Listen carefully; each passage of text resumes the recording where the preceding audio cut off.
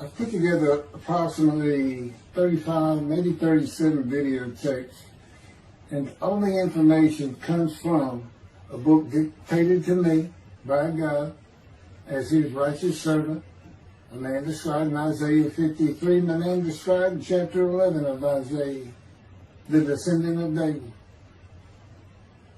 the twig from a shoot that grows out of the stump of Jesse, and it is a stump because of the vanished and felled ancestral tree of the kings of Judah, the line of Jesus. He cannot be the man of chapter 11. He's not the anointed one. He's not son of David. None of that's true. The other book, that book is called Isaiah 53, The Day of the Lord. And there's about 3 chapters in those particular videotapes that come from the second book that we wrote not too long ago. He dictated to me. Story of my life. It's to show you how I fit the verses of Isaiah 53 with regard primarily to suffering, familiar with disease. So that would be wounded, and as it turns out, cancer. But the other words that you find in Isaiah 53, punishment, maltreatment, crushing, bruising, chastisement. Okay, that is all in God's power. That's all in God's power, all those words. But the books are unpublished, shunned and despised, the kind of afflicted by God, plagued. Nobody understands it. This is so different than the Judaism the Jewish people have been taught. This Messianic era that will never occur. And we know it's not going to occur now once you believe who I am and how you cannot. After the mountain of evidence I have presented that is in those books, just as Moses today would have to say, well, look, I wrote Leviticus. You think I just came up with that? You think I just came up with all this information? That I know how God speaks through an angel and who that angel is? Moses walks by a burning bush that's not consumed. The angel of the Lord's in the bush and God speaks. I'm the one who explained that to you. I shouldn't have to go any further than that. The God says the rabbis, the shepherds, they never listen to my prophet. They think they know everything. Well, I'm going to keep showing that they don't. This is primarily for the people who listen to them and not them. I don't expect them to ever respond. Because by responding, they have to say they've been wrong. Or that's just not what we believe. And so they won't change. The bottom line is they make money on it. That's the bottom line. God had me watch a video of Toby Singer just for this one purpose I'm about to tell you. He said, watch him raise his hand. He raises his hand to do his hair or rub his nose or something, and there's this big, fat gold watch. And this is how you know this is the God of old.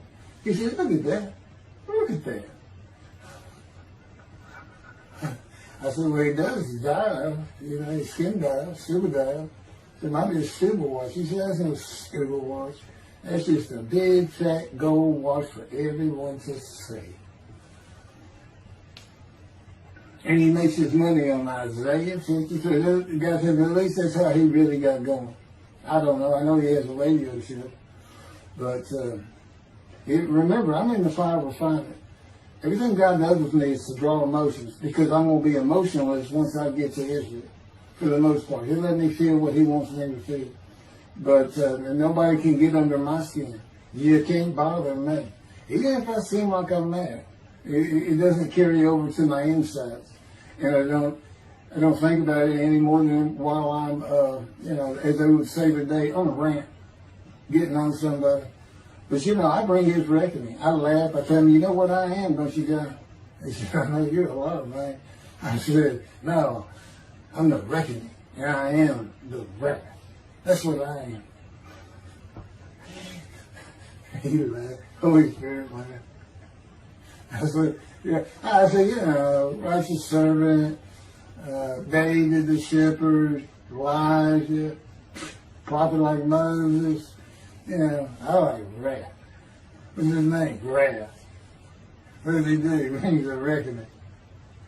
But anyway, I'm going to go through these early years of mine before God spoke to me. It's chapters 1 through 6. Chapter 7 is God speaks to an atheist, and I've already videotaped that. Walking with God, and something on visions and visuals. So the first chapter, this is what he told me to write down birth and tragedy. I was born in Bryan College Station, Texas on February. This shit's in from the Holy Spirit, yes. I think you hadn't asked me before I spoke. Yes. Oh, this is only for the people who come to believe in me. I don't expect anybody who's been viewing these materials and, you know, nobody's really subscribing, a handful, to be believed. Again, I can't imagine. I don't know what you people want. I don't know who you think's going to come to do something different. How are you going to know who David is? I mean, according to Judaism, there is no description of him. How are you going to know who he is? All this being presented, and I know Jewish people have seen it, only 60% of the views are coming from the United States. Now, I don't know that means 40% is coming from Israel. Probably not. You got Canada, that's be a big follower on my WordPress site. And really just all the countries of the world at one time or another have looked at some of this information as I wrote my blog, and the blogs became chapters. But I'm assuming some Jews have heard of what some man is saying he is Moshiach. And they're watching. Well, this is for those who come to believe. The people who want to be the witnesses, the many made righteous. By my knowledge, by the things I can tell you that God would have me say to you. So, you know, this might be bored to tears with others, but it does show suffering, pain, and emotional pain, my background, and just who I am. Not just some kook out here. You know, people say, well, he's hearing voices. Listen, as a lawyer, and I didn't even do criminal law. I've seen some of these people who hear voices. I promise you. You know that's a person who should be hearing voices when you just see them and watch them for a couple of minutes. That's not me. Excuse me. Okay, I was born in Bryan College Station, Texas on February 21st, 1957. And that's interesting because that's the year the first satellite went up. Russia sent up Sputnik, which was really 3 different satellites, and altogether they were called Sputnik. That is considered the dawning of the age of the internet. Now, I've asked God, how did you select me? How did I be blessed with this and learning all these things with this crazy life that I've had? And but he won't answer me. He's gone poker. This poker guy, he's not going to talk. It's not going to change the expression or anything. Or me getting an impression that he is. And so I tried to come up with it on my own, and that is where I saw it. I said, because I know how important the internet is to this. It's the only way to get things worldwide in. And all the teachings that have come through it. I didn't know, you know, I'm 63. I'm not like the young people who can just text messages without looking at looking at them. And all that. But he's taught me everything. He taught me how to set up Facebook, Twitter, you name it. He would just say, go to your computer, do this, do that. You know, commanded it and directed to become very good at the computer and, of course, word processing. You know, I'm a regular secretary, except I still henpeck with one finger. I used to. But God says that's to show you I have perfect use of this disfigured right arm. It just doesn't have muscle in it, and my shoulder's short. Anyway, I was born in Bryan College, and that's what Texas A&M University is. And my dad was attending Texas A&M when I was born. I graduated from there 22 years later, which is a story in and of itself. So I was born premature in the 7th month of my mom's pregnancy. I was born in February, and there were many complications. My parents were told I would not make it through the night, and they should just take me home. Mind you, this is 63 years ago. The biggest problem was that my insides had not fully formed, and it was impossible for me to take milk. Mammy, my great-grandmother, told my parents, boil rice. Feed him the rice water. It's got all kinds of nutrients and minerals in it. Dad says he threw out a mountain of rice those first few months. And it would not be my last encounter with death. So my dad graduated, and we moved to Metairie, Louisiana. And his first job is an oil and gas geologist. He looks for oil and tries to sell deals to people who can raise money to drill. He gets money up front and a percentage of production once they get their money back. That's what he's done his whole life. And I became, as a lawyer, I became board certified specialist in oil, gas, and mineral law because I had found it so interesting. As a young boy, I became interested. But he rarely had time for it. The other part, I said, okay, well, I was born with the dawning of the internet, so he's got a selection process for 57. And I come from a dysfunctional family. Lots of drinkers, lots of fighters. And on my mom, her grandfather committed suicide. It's tragedy. Earth and tragedy. In the Great Depression, he lost everything. He owned land in what is now downtown Dallas. But then when she was about 4 or 5, her mother went down to the market square in Crockett, Texas, small East Texas town. Everybody has their courthouse in the center of town, and there's streets on either side with stores. She went to the hardware store and purchased rat poison. She hadn't gotten hardly out the door when she opened it and took it herself. Died right there on Main Street in the middle of the day in a little small town. I don't know how long that would have been. My mom's 85 or 6. She was 4 or 5. Almost 80 years ago. So I'm sure it was quite an event.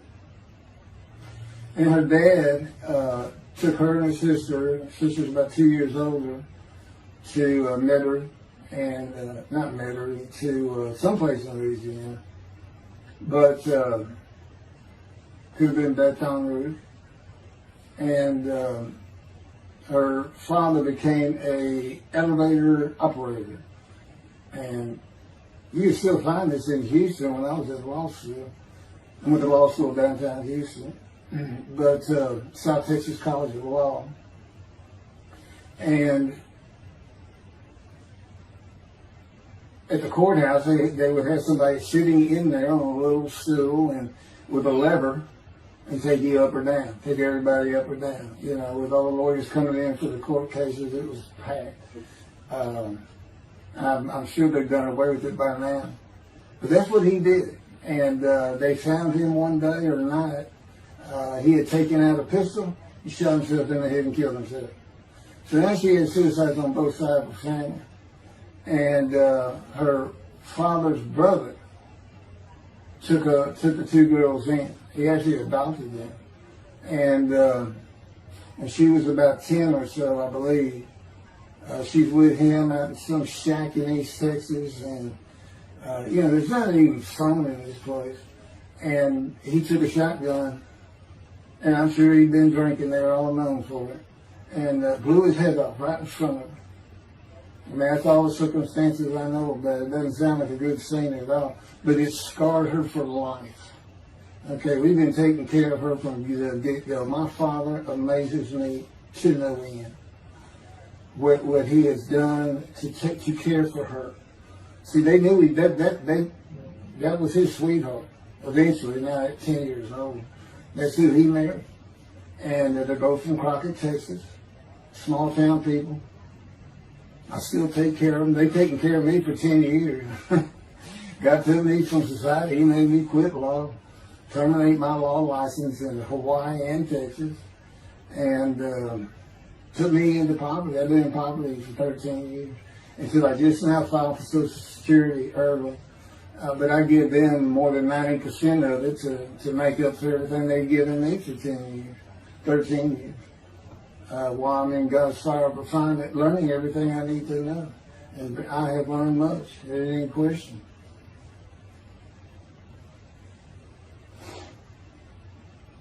So anyway, there's 3 suicides.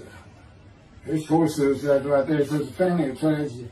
You know, it's a tragedy of losing your entire family in the Holocaust, and you're the only one left. It's not like that. But God says, I just got things as close as I could. He says, I touched you in the womb to deceive you, really for just one reason. Well, 2 reasons. One, it makes you identifiable. But it was so people would pick on you. I wanted people picking on you because that's what happens to young Jewish boys. Just for being Jewish, just for having a disfigurement. People will pick on you. I told him since, I don't even really recall many people saying anything to me. He said, that's because you look like you crawl all over them. They did. And I did. I was always just say something, anything. It's just the way I was just angry inside. And God's taken all that away. But I can still go on a good rant. But, and then my mother in the 60s, young people may not know this, that's when, you know, the Woodstock and marijuana, LSD, everything started getting big. And at the same time, doctors were just handing out pills left and right. Valiums, painkillers, Percocets, you know, just asking for it. They were writing scripts. And I know today they put a lockdown on that, but she got heavy into it and drunk all the time. I had to come from school and stay with her, and she became such a different animal, a different person when she drank. She became a little girl. You know, and having your mom act like that and slobbering and, you know, going there to be Valium dripping out of her mouth with a bottle of booze by her. So it was an ugly scene. And so I came from a dysfunctional family, so I think God wanted that. And He's there with me from my first year to make sure that I live a life of suffering. He orchestrated many of my wounds. And He's taken me back in visions to see these things. And His visions, one thing you don't pick up in the Bible, when I say Bible, I'm talking about the Jewish Bible, the Hebrew Bible, that's not, unless I say otherwise. Which is like when God says, my peoples. If He just says my peoples, He's talking about the Jewish people, the chosen. I mean, He may say the peoples of Moab, or just by the context, you know, He's referring to another group. But that comes up all the time. So, to add to that, she tried to kill herself a few times. And when I was 10, my dad was at a Texas A&M game in Dallas. And I know it was 1967, so I was 10 years old. Because I'm very familiar with that particular game. It was against Bear Bryant and Alabama Crimson Tide. And he had coached at Texas A&M. So, as you can tell, me and my dad are big Aggie fans and football fans. But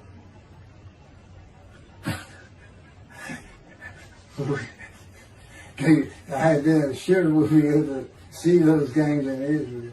Somehow my paycheck was like, he said, we'll get it. That's the Holy Spirit. We'll get it. I said, he's so funny. I don't know where my sister and brother were, but I heard some noise and I went down about 1 or 2 in the morning, and our stairs curved, and there was a little bay window cut out, and I looked down out into the living room. She's laying newspapers on it, and I just sat there watching. They didn't know what to do.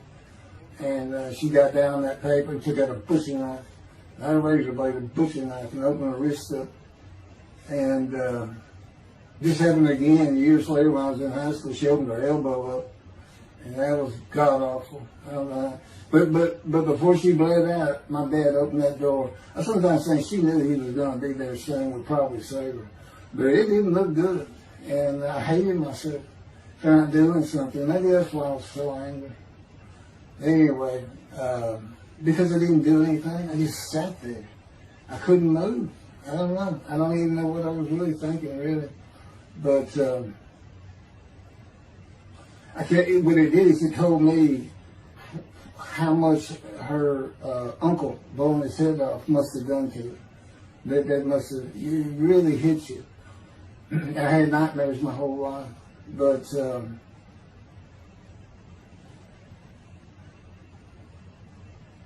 I was 16 when she did the thing with the knife.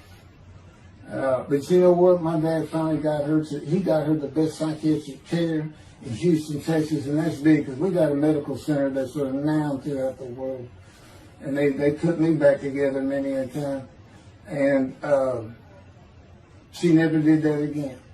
And the amazing thing is how different she is in her very advanced old age. I mean, it's like she was never that person of the 60s and the 70s and the 80s. I don't know how my dad survived it. I'd have never stayed. I'd have taken the kids and said, try to find us. But he's not out there. I've never seen two people who love each other so much. It's crazy. But anyway, I was married for 20 years and we weren't like that at all.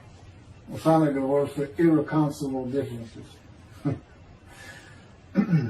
Okay, my first major surgeries when I was 2 years old. My first surgery. Up above here, I have a scar. I had my first of many surgeries. Been born without my right pectoral muscle, small shoulder, withered arm. And there was some, the movement of my arm was restricted. There was some tissue in here that had to be cut out. So they opened me up and did that. I was born right-handed, but I do everything left-handed, except for light things. Like I shoot a basketball right-handed. I throw a ball right-handed. Darts, things like that. But bowling, I'm left-handed. You know, anything heavy.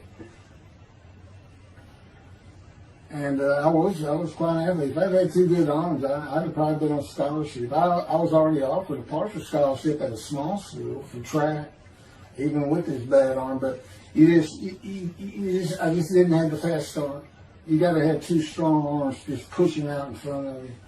But I was some kind of quick and fast. So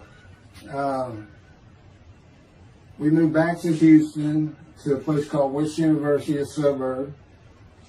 And this little story, I don't even like telling it, but God tells me I have to. And he had something to do with it, but I'm not going to go into that part of it. So anyway, I had decided when I was in second grade, I was tired of school, didn't want to go anymore. I don't exactly know why, I just know I said, that's it, and I'm not going. Dad can't get me up and finish school until I'm not going. And it was on. He was going to get me there. It took him about an hour to get me to the car. Fighting and screaming and running around and hiding, getting under me. You name it, I was doing it. And anyway, he finally gets me to the school, but he's too tired. He wasn't even going to try to get me out of the car by himself. So he get out, and he goes and gets the principal. Now, my dad's about 6'2", but he's real slim. And but he comes out with his principal, who's taller than he is, and he's a hefty guy. He's burly. Anyway, so they come and they said, get out of the car. I said, I'm not getting out of the car. I'd already locked the doors. And only the two front doors locked, and it was those locks that you pull up and push down. And so my dad used the key, and he opened up, he popped that lock up, and I slammed it back down. Said, I'm not going to school, I told you. He throws the key, they start throwing the keys at one another over the roof. And the principal was trying the same thing, and I'm slamming his door, I'm leaping across the car. Man, I don't know how long I went, but they finally, in 5 minutes maybe, seemed like an eternity. I was terrorized, that's the way I looked at it. Anyway, the principal got it open. And I saw that door open, and I got back on the far other side of it, by the steering wheel with my back against the back door. I curled up like a ball, had my knees on my chest. And he reached in to get me, and I unleashed on him, kicking him in the face with everything I had. It broke his glasses, and his orbital bone got shattered.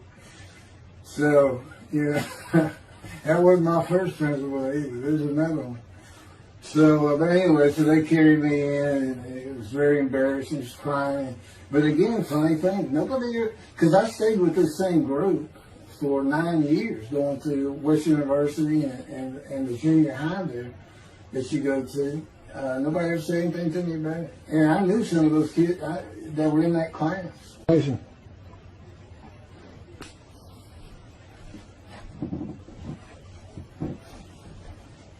My camera only goes for half an hour. I can see on the screen that they point towards me that when it runs out, I have to turn it off and turn it back on. But anyway, that ended my fight with my first principal.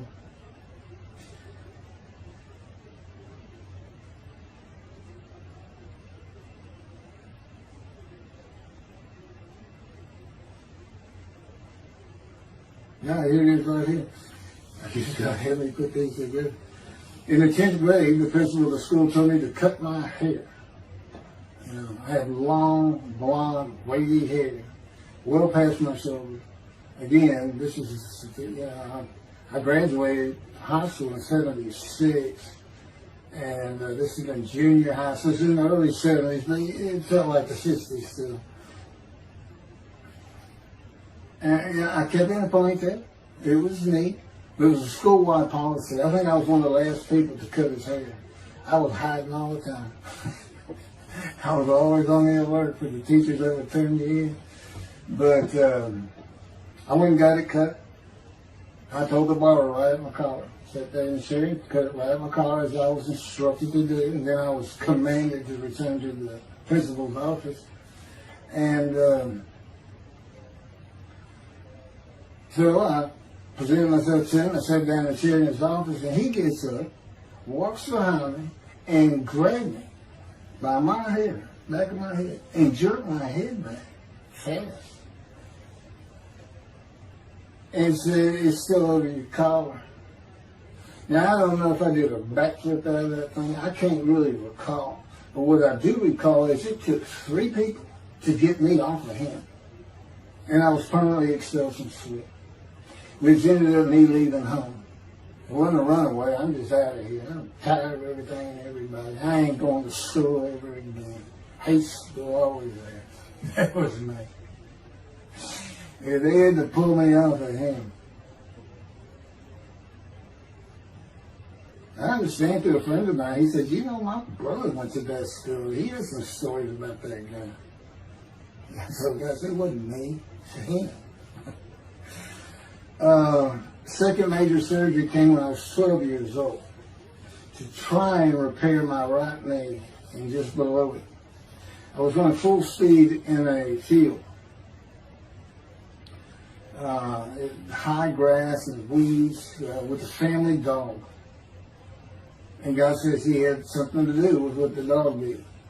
For no apparent reason, just suddenly he was running at my side. And he just bolted, he just shot going straight to the heart of the left and went right between the legs. I go sailing in the air, and I came down on my knee. Except my right knee came down on a broken Coke bottle, Coca-Cola. And they used some thick glass back then. It was stuck nose down, way down. It was all broken up, but it was the bottom all jagged at my knee. Just, they said it went to the other side of your knee. They said, "You got that whole field in your knee." But when I got to the hospital, I sat there for a long time. The first officer came in and just told my mom, right in front of me, I'm in the room, he said, I can't repair it. It's not repairable. We're going to take it off. You can't use it. And I already knew that, because as I started screaming and yelling for my dad, he finally came back. This field was behind our house. There was a chain link fence, and in the field. My dad finally heard me. He got over, he saw the blood, and so all of a sudden he's scared to death. I'm going into shock. And he got me to put my arm around his neck, and he said, "Can you walk on it?" And I tried, and it just collapsed. It was useless. It was awful. And then I had to climb over that fence. And my mom was going crazy and screaming and crying. And he had to go take care of her. I'm sitting in his bathroom, my leg all opens up, and I'm just getting sicker and sicker, nauseated, scared. I was a cripple. And but anyway, they get me down to the hospital. And just, like I said, the first doctor just like, we don't know what to do. And just right then, and God said he knew he was going to be there. This doctor walks by, and my mom recognized me. And she goes, Dr. Kane. And she runs out the door. Well, this is Dr. Kane. Her mammy that I mentioned earlier, in her old age, very old, maybe been in her 90s, I don't know, late 80s, but living with her sister, broke her hip. And this doctor repaired it. This is a long time ago, people. Repaired it, and she actually walked again with a walker. I remember. But that's who this doctor was. And she said, my son, they're going to take his leg off. You've got to come look at it. And this Dr. King actually became the medical doctor for the Houston Oilers. He repaired many in me before and after me. I guess that's what he specialized in. But he was at the hospital just to do rounds. He wasn't dressed for surgery or anything. But he came in that room, and I mean, he was livid when he looked at my knee and knew how I'd been there for like 5 hours at this time. And he just started barking orders about getting me prepped for surgery, and he takes off to go get prepped. And they literally ran me down to surgery in Montgomery. I mean, they were trying. This kind of fear he put in everybody.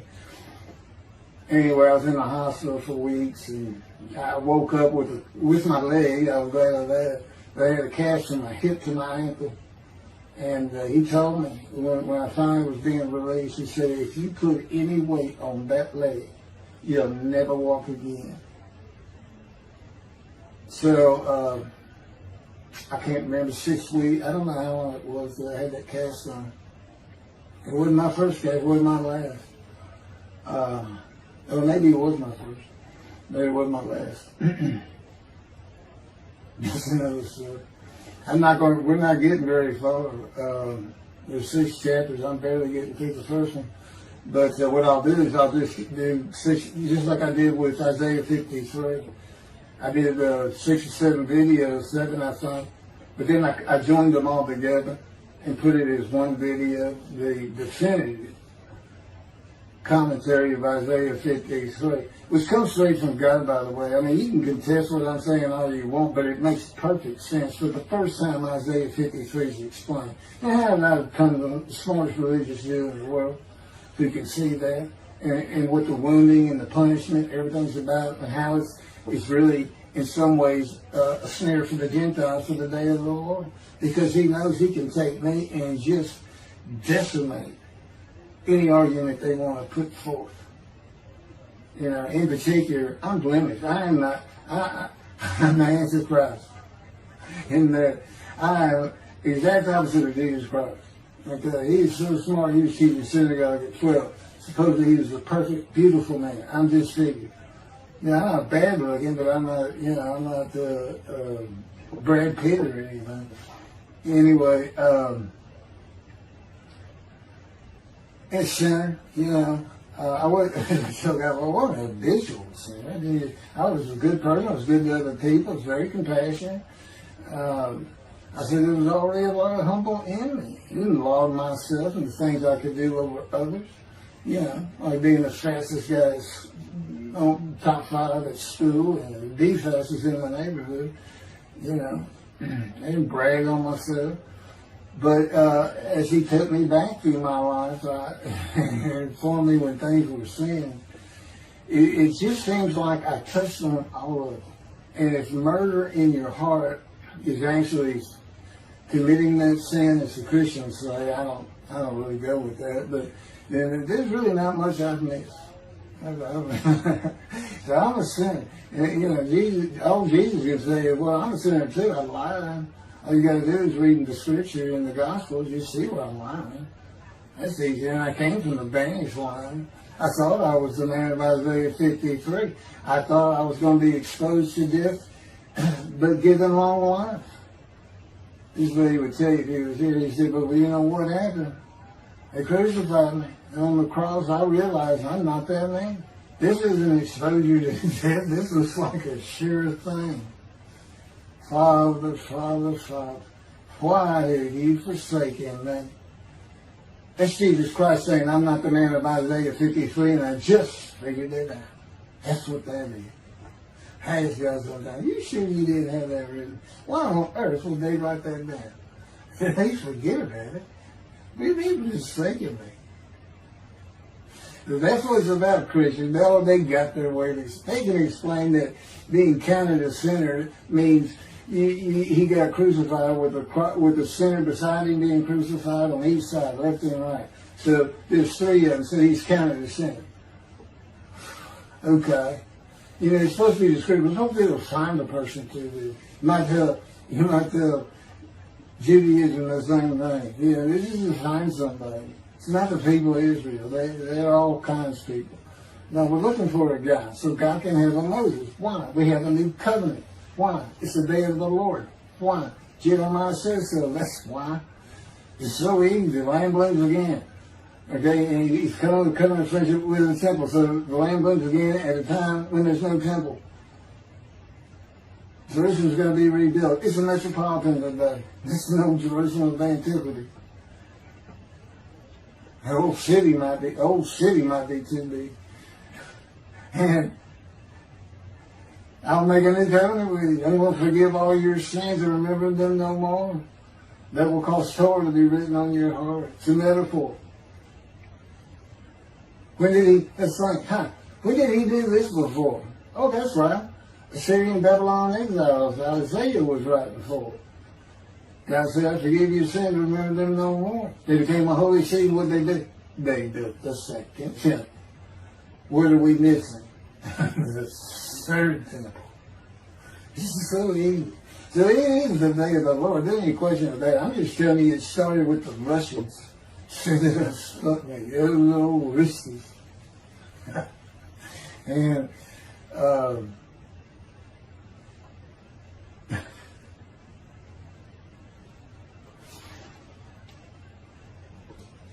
he's bringing the covenant, but he's got to have a Moses. He said, send a prophet like Moses. So he was saying, it's Joshua. No, it's not. I'm needing today, the day of the Lord. And guess what? He gives us a description of him. He knows this is a time of secularism, reliance on science and medicine and doctors. And you got so many more people the only book out there is not the Hebrew Bible. There's a lot more books in it. There's all kinds of distractions, television, cell phones, computers. Back then, you just sat around and said, what do you think God's doing? I don't know. Wish he'd send some rain. It's just, I said it's easier to get them back then. But here it is. It's here. And God said, you see why I put shunning and despise in there? Because for a while I said, God, this is before we really got the books done and everything. I said, I'm just sitting in a room. I can't really tell anybody shunning and despising that. Counting me plagued, afflicted, and by God, and everything else. He said, well, how you feel now? That we've been putting all this on the internet, guys, that feel shunning and despised. Yeah. I can tell they know. There's no question this hasn't gotten back to those two. I say, you keep attacking them like this, and I'll be certainly sure, just in case I'm wrong. But, because he won't actually tell me, he won't tell me anything, this is a rule of thumb, he won't tell me anything that I cannot find out or become knowledgeable on or informed on of my own. Which means about nothing, because we're in a room all the time. The adjunct of the Holy of Holies is what I call it. I live in the Holy. I'm like the priest the only person who could go into the Holy of Holies was the high priest. And that's what I'm like. As a matter of fact, God had me write down, just as he had David write down, there's Psalm 151, where God said, it's on a video, where God is speaking. Where the Lord came to me and God said, quote, and within that, he says that he declared me. We actually used the psalm where he declares it for David. He declared me an eternal priest in the order of Melchizedek and King David. and a rightful king, small k, and a rightful king. And he also declared, I'm the righteous servant. I mean, that's God talking. I mean, he's using it. When he dictated to me, it wasn't, to be written in my personality. That's him. That's him doing a new song. So, because he does that. Even in the writings, the person doing the writing, whatever prophet it was, or Moses, or David, if he wrote Samuel 2 and Kings 1 until he died. As I said, God says, look, just assume the central character is the one I had writing, because their lives change when I come to them, just like mine changed. This is not anything I could have ever conceived or even bothered thinking of. I had never read the Bible my whole life. If he hadn't told me, we're going to the bookstore and get you a Tanakh. That was 13 years ago. And my answer was, what's a Tanakh? I didn't know anything. And look at all this knowledge. But this is it. This is the only power he's going to use in creation. He's not going to perform miracles. He's not going to have me performing miracles. And he's not. He said, the only power I'm going to use is on you. What I can get you to do. He said, I can take a Gentile Texan and take him to Israel and get my temple built. Okay. He said, because that's what you say to God all the time. Okay. And one night, I hadn't even read Isaiah 53. He didn't come to me and just say, offer yourself for guilt. I crushed you with cancer. It was me that did. That's not, I wouldn't have known what he was talking about.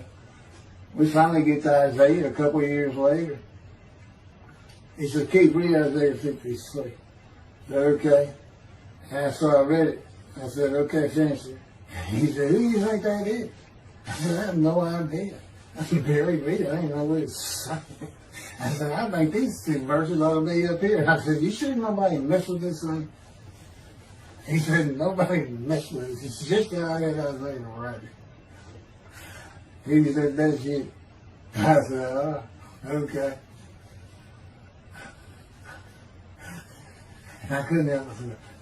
Good luck convincing anybody. I can't even say what he's saying. He said, before we get done, and he's right. I've been over that thing so many times. From my original version of Isaiah 53 that he dictated, or told me how to put together, but every sentence, every word is, we've changed it up and added things. I've learned things. Like I didn't know about the test of devotion. I didn't know why the angel was leaving early in Malachi 3, but I do now. And all that would cause an amendment to my midrash on Isaiah 53. And, the book has me, these are all on videotapes now, me and Rashi. Rashi, the first one to come up with this is Israel. And, I look at his answers and I just shake my head sometimes. You should see his answer in Malachi 3 for the angel of the covenant that you desire. There's only a covenant of friendship in the covenant of Jeremiah. And this is his answer. It's midrash, so he just takes a section of the angel is on the way. And it just says the angel of the covenant. And his commentary is the angel that avenges the revenge of the covenant. I said, what does that mean? What are you talking about? And I said, God's being funny. He said, I don't know. I said, you do know. He said, well, I'm not telling you. So, God likes to feel as though he's laughing. He doesn't actually laugh. He sends me a perception every day. Or he uses me to laugh. I've mentioned that in a video. Because he can't. He controls my words. I learned that in walking with him. Just one day, I'm talking out loud as we go. I'm discussing man and divine beings as though I had a sermon I was giving or a speech to somebody or a seminar. And I'm rolling, and I can tell he is really making this thing rock. He's taking it from here to here to here. And we're going. And I'm going. And all of a sudden, I use a word or a couple words that I simply don't use. And they're not what my mind was even thinking of. They just came out. And I just stopped. I said, did you do that? I didn't even say, hey, did you just make me say these two words? Because I knew he knew. I said, did you do that? He said, I did. He was almost indignant. I did. I said, okay. Anyway, that's where it all started. Now I know. Okay, guess who that is? That's the Holy Spirit. Using me. He doesn't sound like that. But he'll use words like that. So he's getting bored. They like to cut. Let me just say this. This is part of God you don't know. It's not all the time. It's some of the times we do tend to get kind of silly in here. But, they do things after a while. I'm like, I feel like a kindergarten teacher, and I got two of those kids that you just shake your head at. She said, this is a handful. These two, nothing but trouble. Always fooling around, looking for a laugh. And the Spirit's always working in heaven. That's God laugh, as it were. Again, He doesn't actually laugh. It's a perception that's His emotion. If God has any emotions left, because worrying about other people's pain is not one of them. He made that clear to me. I don't care about your pain. And just saying it makes you mad. He says, he'll draw in. And he'll do this so many times over and over. He says, this is easy because now it irritates the fire out of it. He just started. I said, how do y'all keep doing this? And one day I told him, I said, I got it. Which means it actually came from them. I got it. You never grew up. You never got sent to your room. You never had to climb that mountain to achieve something. Put yourself out there. Nobody's ever whooped you. He said it. I said, that's what it is. You never grew up. That's what it is. Yeah, I'm dealing with the child guy. That's what I'm dealing with. Having an argument. Then he came down as mean, very serious, mature guy. And I didn't bring that argument up anymore. But that's how it gets with me sometimes. It's an incredible lot. For me, I'm not going to get to him. I get to him at the end. I'm getting close to when I got shot. I thought that was a new chapter. Oh, it's not. Well, I'm going to pick, this is getting long. And anything over half an hour, we try to stop. Now, my Isaiah 53 is 5 hours. But, you have to watch it all at one time, of course. He doesn't hardly let me watch it. Yeah, I don't even watch them before they get posted. He said, no, you watch it later. Because it comes on the TV that he got me. And I didn't know at the time it was going to be, that he was serious about doing videos. And I certainly didn't know about making it a backdrop. He decides everything. He tells me when to eat, when to get up.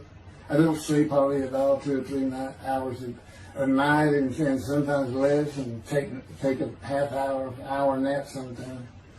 But I found out I feel fresh. I don't need that much sleep. He said, you're not really doing anything. Why do you need a lot of sleep? And see, that used to make me mad. Now I just laugh at it. Thank you very much for listening. I'll pick this back up on another video, and eventually I'll put these first 6 chapters, just like I did Isaiah 53, because it's a book that he dictated to me. I can't get it published. I'm going to put it on YouTube. That's why I'm reading it. And as I said, if you don't want to listen to it, don't listen to it. But the information that's in these books and in those videos is, that's my proof. And quite frankly, God said, if that's not enough for them, well, that's just too bad. Utter destruction is what they end up getting. They better learn how to listen to the prophet. See, it's no different than the people back then. You'll say, well, why didn't they listen to Isaiah? Well, why didn't they listen to Ezekiel? Why didn't they? They laughed at Ezekiel. That's what Rashi says in his commentary. I didn't know it was laughing at him, but just ignored him. Everybody thinks they know it. But in any event, I do know there's one chapter we haven't put in there, and that is recognizing a prophet in a town.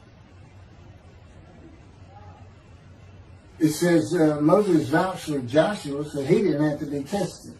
Now, the problem with all that is, and I think why about hadn't had to put it on video, is that they're looking for a seer, somebody who can see the future. But see, that's antiquity. I mean, that's not what you're looking for today. Moses wasn't a seer. And none of the prophets were seers. They just wrote down what God told them to write down. God's the prophet. Is the one making prophecy. And what he does, he doesn't actually just quote see the future. He walks it through. He says, okay, right here is when they're going to send up the satellite. This is where humanity will be at that time. He can walk it through in his mind. As I mentioned, his eyes, he doesn't have them. It's just his absolute knowledge of all things. He can form a picture of this room. Me, it's in here. He knows every atom of my body. And it's like he does a vision for himself, a visualization. That's what I call when they put pictures in my mind. He says, and he puts it into the spirit's mind. And they're both within me. You know, the big cloud that just came down. If you're sitting in a room with me, it envelops you. But it engulfs me, it goes through me. My little spirit cloud becomes part of the big cloud. That's why God is in his spirit. Here's the elements of spirit, here's the elements of God's presence, his mind. Two clouds, they just come together, they can be together. Okay, God's still one. He created the other cloud. And then in this room, filled with them, my little spirit is like a little cloud that just came in and part of it. That's who I am. That's the man in divine being. Okay? No, it's like nobody's really expecting it. Well, maybe it's because you didn't know these things. And now I get the feeling shunned. Shun means I'm not looking at that. It sounds like a coup. We by faith, by the fundamental principles of Fam Bam from the town, from his diagnosis of the town. Why don't you leave your own? Why don't you throw the Talmud out and learn some new stuff? Why don't you get out of antiquity? Every religion has an end times like that. Every religion ends up with utopia for its people. Everybody. Well, don't be like everybody. You're the Jews. Go down. Let's get practical. Let's let God in our midst again, in a man like he was in Moses. Let's point at him and tell the Christians that is the man of Isaiah 53. Here's what it's about. God says he's coming back. He told us, we're not waiting on him like you. He said when he was coming back, he false prophesied 5 times. He ain't coming back. He wasn't who he thought he was. He told us on the cross. I'm not the man of Isaiah 53. He tells us. What else was he doing? Well, what did you say? I'm about to die. What do you think he's talking about? What do you think he's thinking about? You're not supposed to die. He thinks he's the man of Isaiah 53. So do they. Which is mind-boggling because I'm the man. And there's nothing about me that says Jesus Christ. Nothing. You should hear me cuss God. I cussed him trying to die. I begged for death 1,000 times. He said, it's not been 1,000 times. I said, it's been hundreds. He said, well, that's true. You have cursed me more than any man in the history of mankind. And he said, and you did it face to face. And I said, you shouldn't make me so mad. He laughed, y'all. He laughed. When I'm cussing him, he did make some mad. And oh, you're kidding. That's silly. He gave me his perspective. This is how he did it. He said, Keith, imagine you created ants. And ants are living beings. In other words, they can think and they have emotion. Okay, you get a great big ant farm over here in your room. Okay, you decide you're going to get one ant to get all the other ants to do stuff. But you got to get him ready. And you get him ready the way I'm getting you ready. Now, he's managed. Right? I said, yes. Yes. He said, now, magic. I'm always laying in this bed. I got a big table. It's got a microwave on. I put my computer on. I got a big fan I like to have on. And he said, look over at that table. Now imagine that ant got loose. And he is crawled up. And he is standing on the corner of that table. And he is giving you the what for in ant language. I mean, he's going. And he turned around and shaking his butt at you. And he's cussing. And all this. And all you got to do is go bump. And he's gone. I think that's funny. And it is. And that's how that's what it does to him with me. You know, the spirit wild me up. I call him a troublemaker. Troubler. He's so funny. But God's so humorous. There's a difference in their humor. Okay, I'm told that does wrap it up. I'm going to pick up a gunshot. I guess it was forcing the accent to my knee. They ended up opening me up in between my breast and my pelvic bone, and now it's been 3 times. and eventually, the lung cancer, and colon cancer, and skin cancer. But the lung cancer is when they told you should have died from colon cancer. He said, but this is it. We can't treat that. It's too advanced. You're gone. And prepare to die. That was 20 years ago when the planes hit New York. It was the planes hitting New York that got me up off the ground one last time to see one more doctor.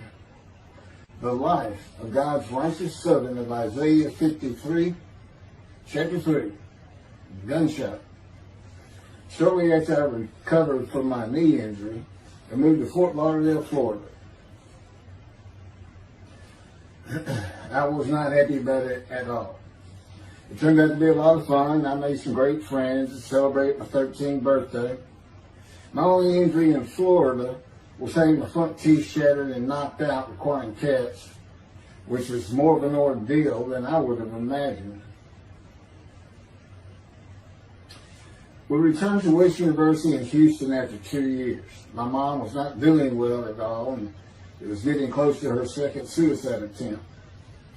I was back with my old friends and did not have much supervision from home, and I failed ninth grade. I made my own decisions, and I rarely listened to others. After being set back a year at junior high school, I made a few new friends, which led to my next serious injury. My best friend was a Spanish Italian whose father was from Sicily. And he kept a machine gun in a violin case in his office at the restaurant he owned, where his son and I were waiters. It was called the Godfather. My friend was the best pool player I've ever known or played with, an absolute natural. I will call him Antonio, but that's not his real name. Antonio's girlfriend was a Jewish girl. I will call her Rebecca, but that is not her real name. Antonio was a Catholic Christian. Rebecca did not practice Judaism, and Antonio did not go to church. I was a confirmed atheist, and we never talked about God or Jesus. Rebecca's father had foreclosed on a ranch about 8 hours from Houston outside of LaGrange, Texas, Fayette County. LaGrange was famous for the Chicken Ranch, which was an illegal brothel that operated from 1905 until 1973. The business served as the basis for the 1973 ZZ Top song, LaGrange, and the Broadway musical, The Best Little Whorehouse in Texas, as well as its 1982 film adaptation. T.J. Forney was known as the meanest sheriff in Texas. In the coming weeks, I would be interrogated by him outside of Shock Room 3 at Dental Hospital in Houston. This is an excerpt about him from an internet article. It was the most one-sided Texas battle since the Alamo, as 100 citizens watched disbelievingly in the dusty little town of LaGrange, their beefy sheriff, T.J. Forney, reached into a black 1975 Continental Mark IV and began to shake by his $300 suit Marvin Zimmer, the star consumer crusader of Houston, Texas. That's from People, June 17. Next, the sheriff tore off Zimmer's blue-white toupee, waved it in the air, and then finally ground the rug under his cowboy boots. Behind Forney's fury was the fact that on Zimmer's last assignment in LaGrange 18 months before, he had filmed an expose, which resulted in the closing of a critical part of the local economy, the Chicken Ranch, a legendary body house. Antonio, Rebecca, and I first went up to the ranch in the summer of 1975. It was a small ranch house and small lakes with horses roaming around loosened pastures. We decided it'd be fun to try and catch one of those horses and go riding. The next time they went to the ranch house was in Rebecca's father's Mercedes-Benz. Two-door convertible Mercedes-Benz. I sat on the hood of that Benz with a lariat while she tore through fields trying to run down a horse for me to rope. Horses could turn too fast, and we never got close enough for me to rope one. What we could and did do on the next trip was bring guns. A 30-30 rifle, shotgun, and two 22 caliber pistols with holsters. As a backdrop, Antonio and Rebecca had broken up as boyfriend and girlfriend, and her attention had turned to me.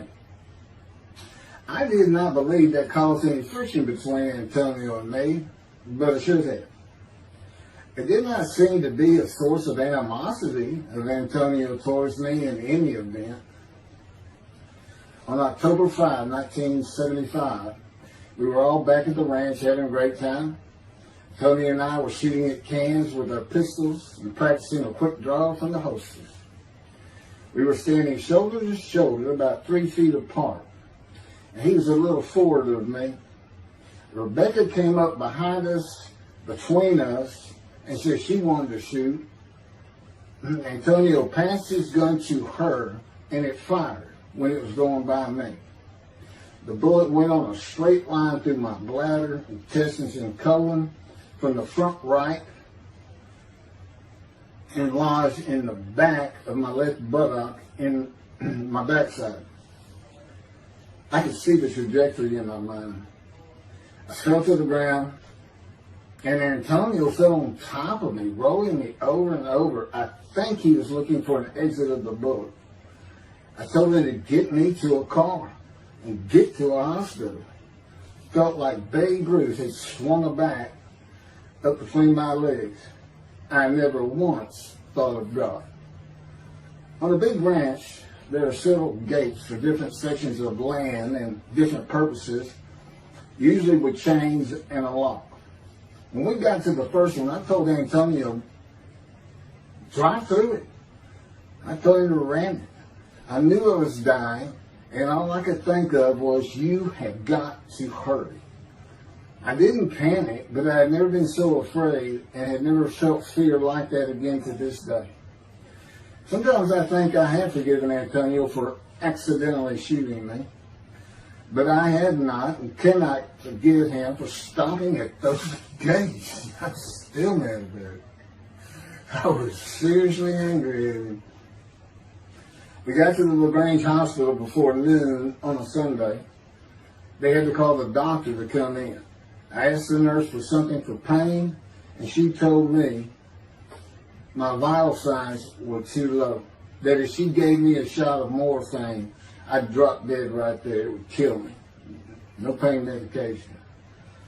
The doctor came and looked at me and said there was nothing they could do there. They told me they were getting an ambulance to take me to Houston, Untitled Hospital, where they operated on gunshot victims all weekend long and do to this day. It's a trauma hospital. Many young doctors from Baylor University, all around the state. It's the high desirable place to be because you're cutting all. If you want to be a surgeon, you're cutting all day long. I knew one thing with a certainty. I could not pass out or fall asleep. If I did, I would not come back. In an ambulance, I talked to 2 fellas that were tending to me, as much as anything to stay awake. I asked them such things as what it was like to be married, graduate high school, have a career job, but my mind repeated over and over, you have got to hurry. We arrived at dusk. This happened before noon when I got shot, so now it's getting dark. When the ambulance opened, my brother jumped in to help. My mom was standing by the entrance to the shock rooms in her fur coat. She later told me that since Benton was a public hospital, it might help if they thought we had money. I didn't see my dad, but my sister told me later, the whole way to the hospital, all he could say was, to God, please don't take my boy from me. I had stayed awake for some 6 to 8 hours in awful pain. They took me to shop room 3. It was filled with people giving orders and very loud. On the table, the nurse told me she had to put her finger in my bottom, which embarrassed me. And I raised up like a sit-up and saw nothing but blood rushing from my bottom onto the table. You have to hurry is all I could say. They finished prepping me for surgery and enrolled me to a hall in a line of others awaiting surgery. And someone was saying my name, and I opened in to see T.J. Floyd, Sheriff of LaGrange. He wanted to know if I'd been shot intentionally, what we were doing at that ranch, did we have permission to be there, and et cetera, et cetera. I told him I thought it was an accident and to leave me alone. I never saw him again. I didn't have to wait long. The orderlies bypassed everyone in front of me and took me to surgery. I awoke in a large room with about 10 beds on my side of the room and 10 beds on the other with other patients, and I could hear moaning and crying here and there. It took a few moments to remember what had happened and why I was in there. I fell back asleep, and when I awoke, my dad was telling me he would have me out of there into a private hospital as soon as possible. It was the next day when they transferred me to the Methodist Hospital in the medical center, where they had operated on my knee, and I had spent weeks there. I had a hose with a bag coming from my bladder and a colostomy, an opening called the stoma, which is your intestine on the outside of your abdomen, with a bag over it for going to the bathroom. I was out of danger from dying, but still very weak, and I needed to gain some weight. The track team was already getting together, running distance and cross-country workouts provided by the coach, preparing for track meets in the following school semester. I lived about a half mile from the high school. The day I got home, I walked to look at the track. It did not seem possible I could get back in shape. I was afraid to cross the roads to the school. I could not even trot to get out of the way if a car came my way. My insides felt like jelly, and I had been warned that too much physical exertion in the first 10 days could cause a stomal hernia, and my intestines to start extending from my body. I was homeschooled for the rest of the semester by a private volunteer tutor, and passed classes I probably would have failed. The beauty of that gunshot was that it changed me. I was never going to graduate high school, having failed so many classes. So I set up night school classes for the next and my last semester of high school. I was 18, soon to be 19, and a senior.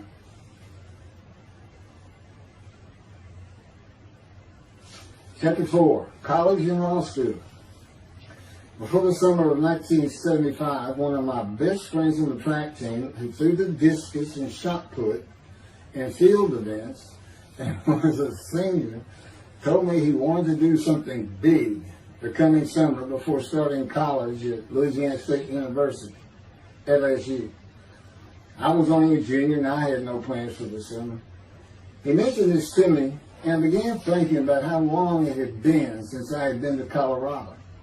My father, who had really good years and many so-so years, depending on how the oil and gas industry was doing. And when I was in junior high school, he had sold some prospects that completed a few wells and had purchased a condominium in Pagosa Springs near Durango, Colorado. My friend's name was Keith Miller, and I called him Miller.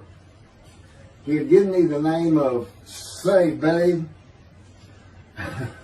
At one of our night track meets, I was running the 330-yard low hurdles, and the last turn was behind bleachers where the officials lost sight of us for a few moments. A runner to my left veered out of his lane into mine and took my hurdle, and I had to slow down and go around it, yelling, "Hey man, that's my hurdle." I wasn't happy. I do not remember how Miller knew what I had yelled, but he was probably on the football field inside the track working on shot putting biscuits, watching me run and hurting me. I did not really know him very well at this time, other than he was a popular senior who knew everyone, in stark contrast to me. On the following Monday, I was walking down the halls between classes, and coming in the other direction was Miller, though I did not see him.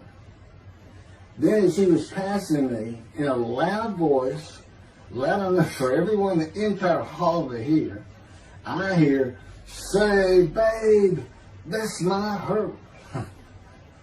Hence, say, babe.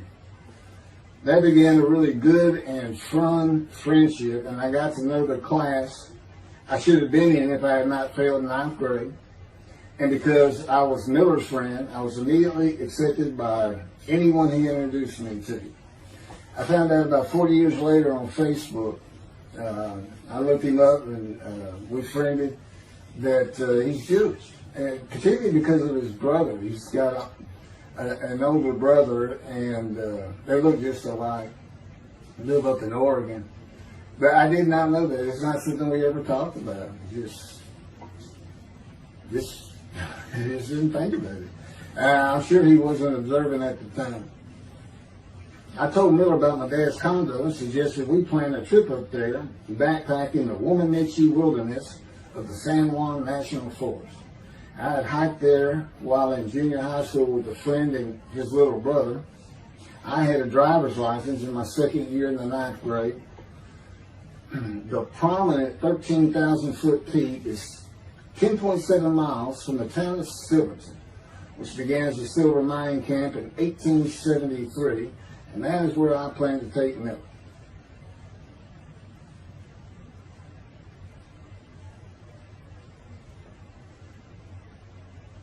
So Miller and I take off. We use his car.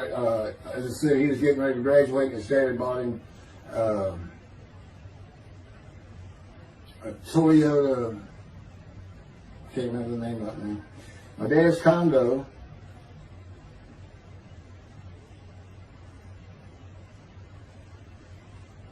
was about 60 miles from Durango, where a train depot is located that runs a train through the Womanichi Wilderness to Silverton. The train is an authentic, narrow gauge, steam-powered, coal-fired, scenic railroad train ranked one of the top 10 scenic railroads in the world. It's something else. It stops twice in the same places to let off and pick up hikers and backpackers in the Animas Canyon of the Womanichi. At top speed of 18 miles per hour, it takes the train 3.5 hours to travel the 45 miles from Durango to Silverton. Oh, here it is. Miller had a new Toyota Celica. And after a day and late into the night with Nature Pagosa, slept, and we're at the train station before the first departure the next day. I don't know what the problem was, but the train was not going to run that day. So we couldn't get to where I wanted to take it. It's just too far. We decided to get a hotel in Durango and just head down the train tracks into the wilderness and explore an area I had never seen in with the maps. We got lost. And at one point we decided, let's just put these backpacks down and you go that way and I'll go this way. Well, we did that. We met back up and then we couldn't find a backpack. And we did finally find them. We slept that night, and we had a big black bear episode because we had left some food out on the ground, which we shouldn't have done. And but anyway, we ended up making it back, and we had one of the best party nights I've ever had in my life. We hit the main street in Durango, which is a tourist hotspot, and we hit every single bar. You could drink at 18 back then. It wasn't 21 as it is today. And we did. We made sure it was like a go. Okay, so every one of them had at least one drink: shot of whiskey, Boilermaker, beer, whatever. I can't really recall other than that. I knew I had been drinking the night before when I woke up. But we did. We hit both sides of the street. I don't know how long it took us or how many drinks we had, but we just had a lot of fun.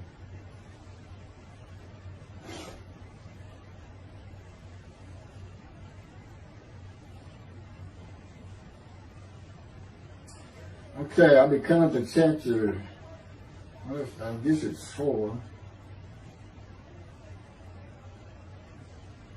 I don't know. I thought I was coming up to the cancer story, but this is different. This is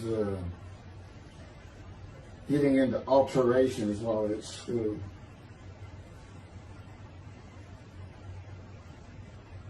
So anyway, I was shot on October 5, 1975, and by early December, so it was October 5, and then in early December, I had surgery again to put my intestines back together, which was, it was dicey. They kept telling me, we don't know if we can reattach. There's people like Bob Hope lived his whole life with one of these stonal deals, and it's just a horrible thing. It was successful. They put it back together, and they removed my bladder tube. The girl next door, who I had never talked to other than to say hey or hello, and who also went to high school with me, had been coming over daily, and she agreed to be my girlfriend when I asked her a few months later. I did my night school and graduated last in my class, or close to it, of over 400 people. In late December, I began running with the track team. Now, I had surgery early December, and I already got out there with them, which was difficult. Pulling 2 tires on the cinder track, there's a rope, 2 tires, and you put a harness around your waist. I had to put mine high up on my shoulder. On the cinder track for a lap and a half, 660 yards with 2-minute intervals, 6 times was the toughest. My speed and quickness was still there, but distance running and my endurance, it took quite a while to come back. In early February, just about 3 months after being shot, I won my first 120-yard high hurdles race at a track meet that was fast enough to qualify at the upcoming district track meet for the regional track meet. Winning at the regionals would place me in the state track meet. I was fast, but my disfigured right arm really held me back. Then my heart was broken, and I cried for the first time since I was a child, best I could remember.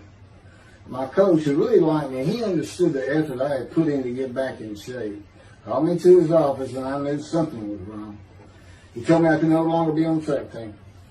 I had too many semesters of school to be eligible according to the eligibility rules.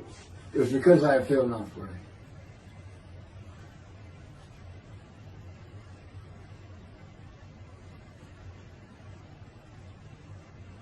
And of course, I had no one to blame but myself. Skipping school all the time, just not trying or caring about learning was why I failed. I was not lacking in intelligence and common sense as many people thought of me.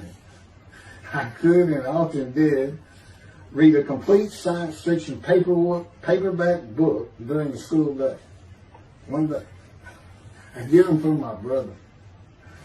I just sat in the back of each class and read my book, and the teachers always left me alone. I also was suspended from school a couple of times for fighting. First fight was in the gym and the bleachers, with the principal on the floor telling us the do's and don'ts for the second semester of the 10th grade. This is 2 years before I was shot. I found out he already knew me by name, and I had never talked to him. The second fight was with the same guy, but this time we took it across the street from the school. He had about 10 of his friends, and I, being pretty much a loner, I had none. They were African American, bused into school from neighborhoods far away. And I just didn't understand them, or know why they even talked to me, with words I did not get, like word, or say, man, can I hold $1?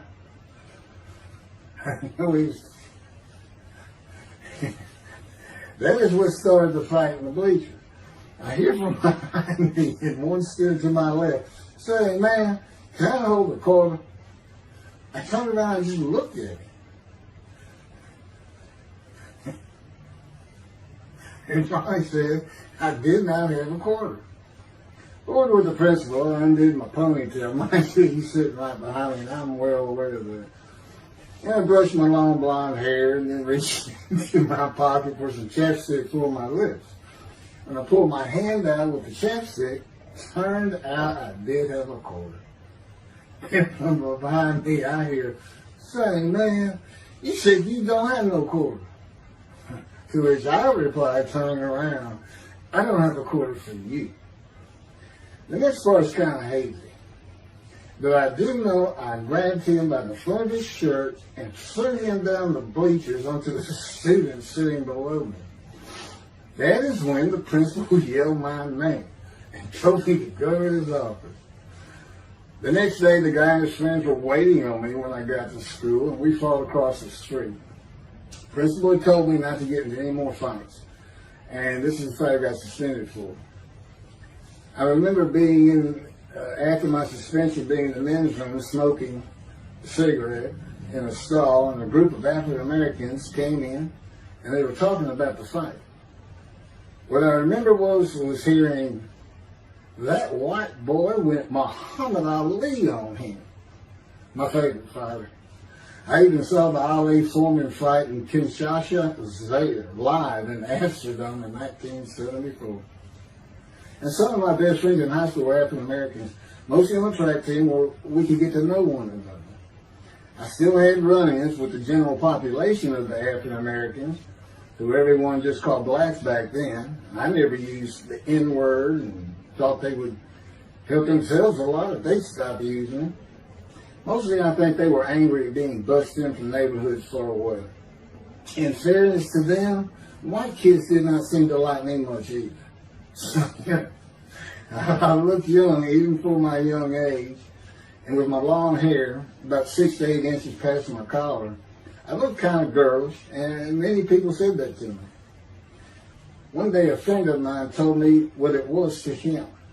You never smile and seem to be very angry, like if someone looks at you crossways, you're going to come after them, daring them to say something, like you want to fight.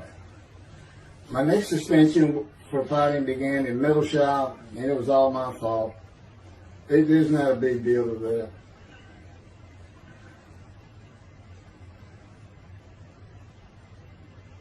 The last fight I was ever in came right before I was gunshot at the ranch.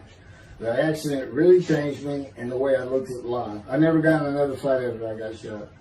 It took some of the fire out of me.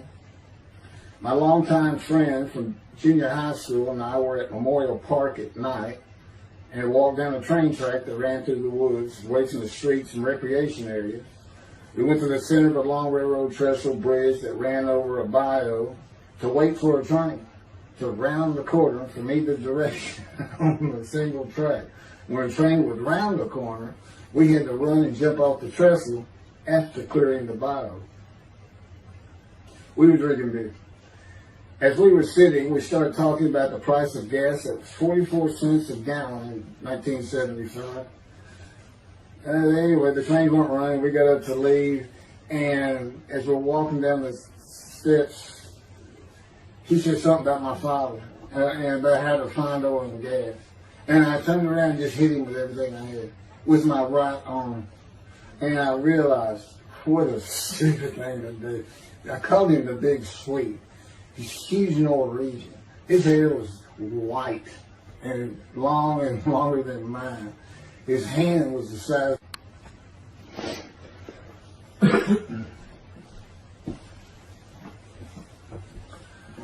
And I had nowhere to run. That was the really dumb part of it. I mean, I couldn't move. I couldn't use my quickness. I couldn't box as I had with the fellow across the street. And he just took one of these things. He's very athletic. The coaches all wanted him on the high school team, but he didn't want to. Football team. And but anyway, he hit me just one time. That was the whole fight. It was just 2 hits. My measly hit with my right arm. I let it fast, and I hit him where I wanted to hit him. Well, I say that. I didn't even think about it. But he just about knocked me senseless. I mean, I saw red. And So anyway, that was it for our friendship. We just, although after I got shot, he and I got back together a little bit, but by that time I had met Denise next door, and I wasn't going to be going out drinking beer at the festival anymore. I was going to get serious, and that's when I set up my night classes and everything. Her big sleeve.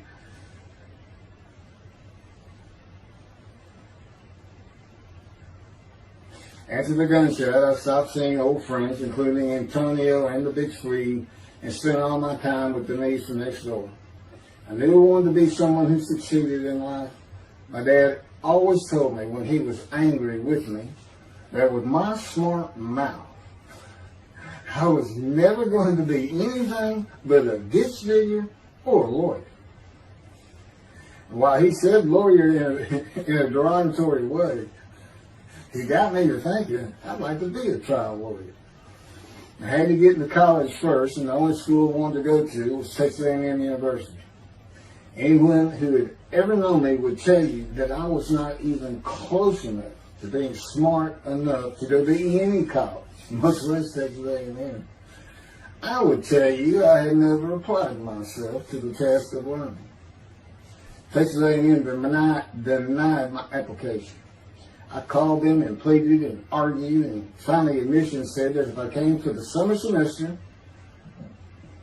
of 4 classes and maintained a B average with no fails, they'd let me in. I did it, barely. I almost failed calculus to get a B. Just a quick thing on Texas A&M, because it relates to World War II, which always makes me think of the Holocaust, and how many Aggies were involved in that. Texas A&M enrollment began on October 2nd, 1876, and admission was limited to white males, and all students were required to participate in the Corps of Cadets and receive military training. Many Aggies served in the military during World War II, with the college producing 20,229 combat troops. Of those, 14,123 Aggies served as officers, more than any other school, and more than the combined total of the United States Naval Academy and the United States Military Academy. During the war, 29 A&M graduates reached the rank of general. Texas A&M is more than a great university. It's the home of the Aggie family with a long history of spirit and tradition. And I'm going to pass through all that. You can read, I got all this from Wikipedia.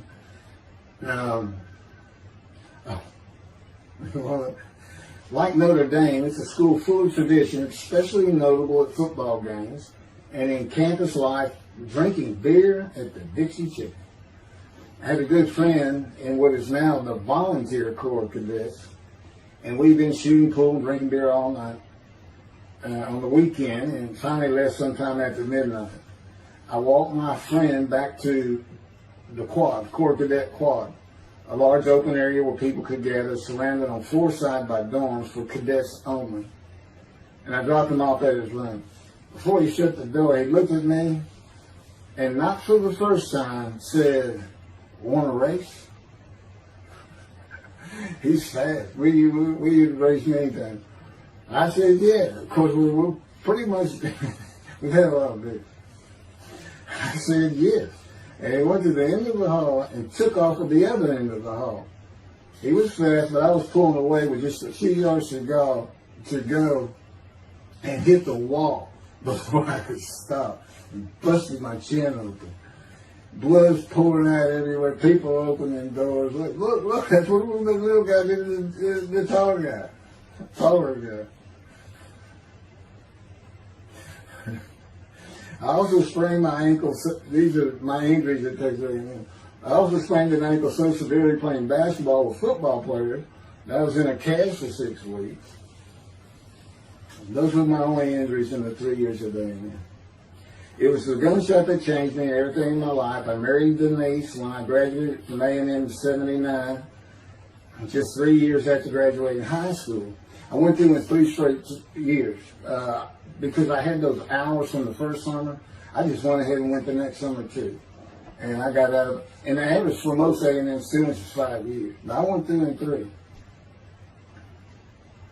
And of course that meant I never dropped a class, which also meant I had a low GPA, grade point average.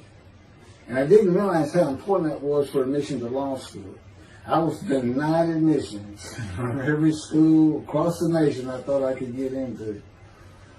I do not know how my dad knew about South Texas College of Law in downtown Houston, but he made some inquiries and found out the dean was a graduate of Texas A&M.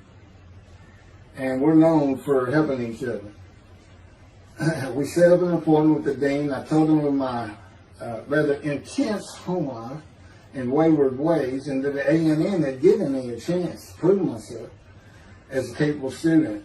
You know, he hemmed and hawed, looked around the theater, and gave me the same opportunity A&M had. 4 summer classes, D average, no fails. I did it. I was terrible with chemistry and math, but it turns out I had good reading and comprehension. It's probably from reading all those science fiction books in school. I graduated in '82, and I did great on the bar examination. Keith Ellis McCarty, attorney at law. Who would have believed it? Which reminds me of verse 1 of Isaiah 53. Who can believe what we have heard? That's what any of my friends would say about me getting out of law school. Much less what's happening today. You go find somebody that knew me in high school, they say, who? Oh, that can't be straight. Get out of here. I know him. Forget about it. Chapter 5. 27-year headache. I'm going to pick up with that on another video. And then that'll be it. Some general comments. 5 and 6. I'm not sure what 6 is. Yeah, 27-year headache. I'll go ahead and mention God in one of these actions. And I won't say anything about the dog who took a hard left between my legs. It's about stripping my knee, my leg. I won't mention that. Or hitting the big Swede on the track.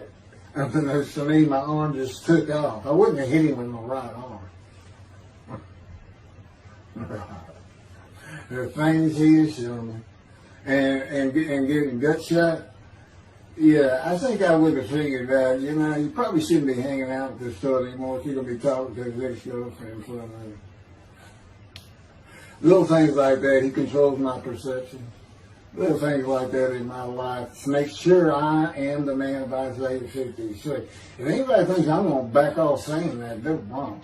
I have been through too much. My whole life is dedicated to this time, the day of the Lord. As a matter of fact, what about my day? I said, what about my day? Well, he said, well, first of all, God's speaking with you and living with you. Most people say that's pretty good. I said, yeah. But anyway, here's something he's promised me that he lets me check out all the time. And I'm going to put on the screen.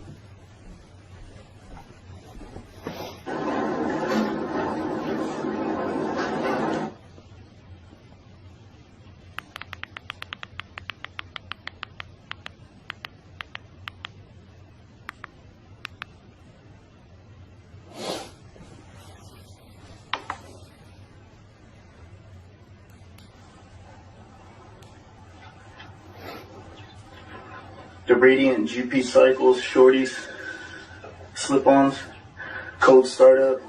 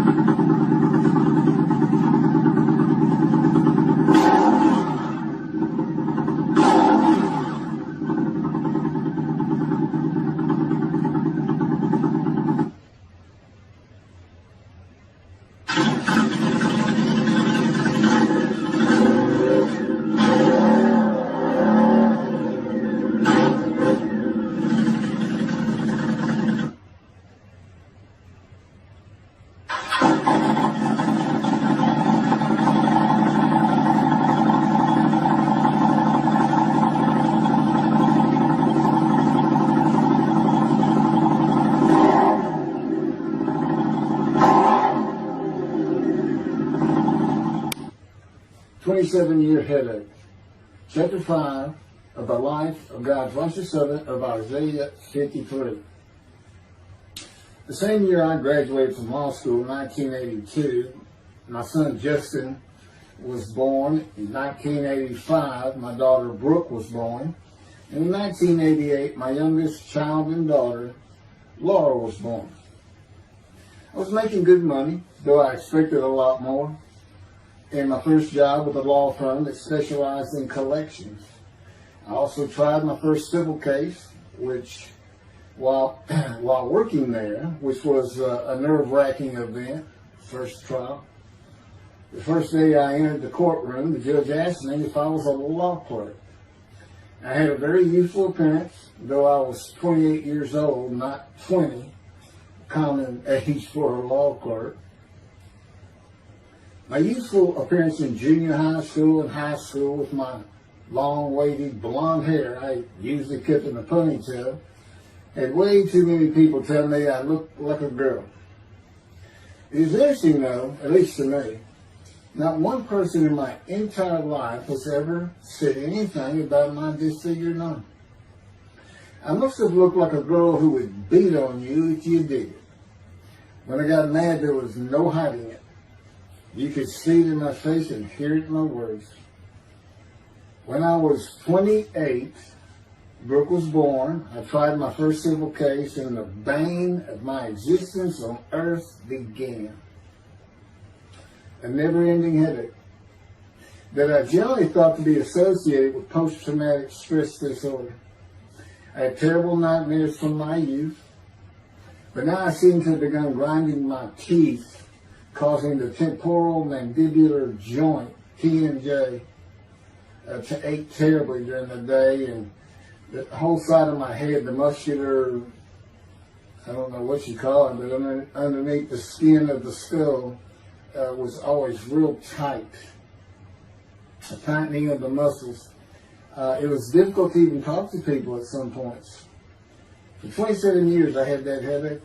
I tried everything, even surgery on the TMJ, and another surgery where the doctor severed my upper jaw and then trisected it from my skull and spaced it to fit my lower jaw. All to know that I could not stop the nightmares and the grinding of my teeth. Mouth guards helped my teeth, but the pressure was still there. I literally feared going to sleep. I didn't want to wake up the next day sometimes because I knew how bad the pain would be there again. It completely ended my dream of being a trial lawyer. So I got an associate position in an oil and gas firm and began learning how to prepare title opinions for oil and gas companies on tracts of land they plan to drill on. Basically, a title opinion is you start from sovereignty, which is when the state granted the land to someone, usually great, large tracts of land, and from there you get parceled out and cut up, and I'd be chasing one small tract within a very large one almost 200 years ago in the early 1800s. And I would have to create genealogical charts of heirship, for people who died without a will. And they had to know who the family members were. And I got very good at it. And I really enjoyed it. I did a small towns throughout Texas and into their courthouses where they would keep all the records of every transaction, of every piece of land in the county. But anyway, there's an awful lot to it. I do go into it in some detail in the book, but I'm not going to for this video.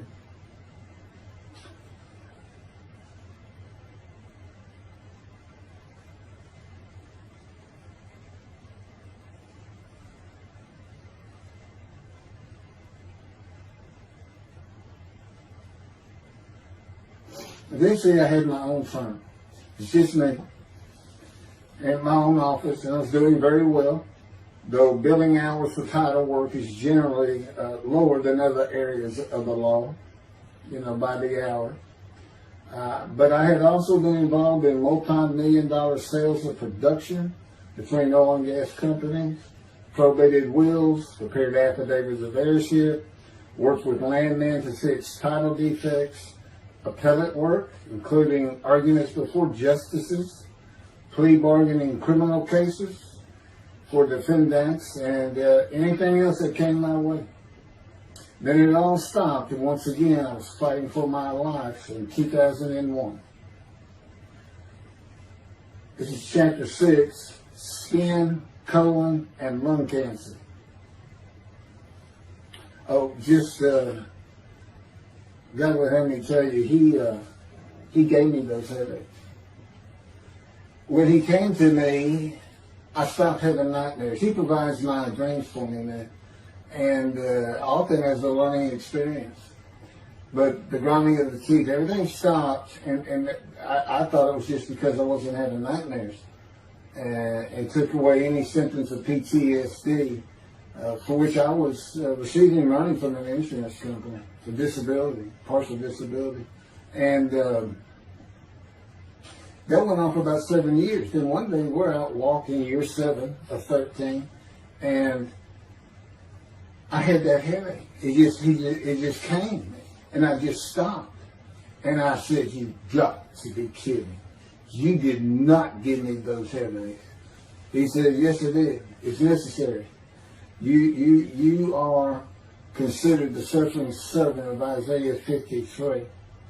You had to suffer your entire life until you're suitable for my purpose," and that includes fitting every verse of Isaiah 53. At that time, I had finally read it, 7 years into all this. It was about year 2, I think. But yeah, he did. And, you know, I ended up taking painkillers left and right and drinking with it, as so many people do. I was able to maintain, you know, my life, my work, and everything, but it was enough to put the strain on my marriage that I pretty much blamed myself for it. And I told him I did it. That's the only time I got hot. Dysphagia in me, gut shot, those things, they didn't bother me. But I said, you know, you hurt my children terribly with that. Because I became a bad father. I mean, I wasn't the father I could be. I mean, they love me and I love them. We don't have any serious risks. They're off living their lives and they're all doing great.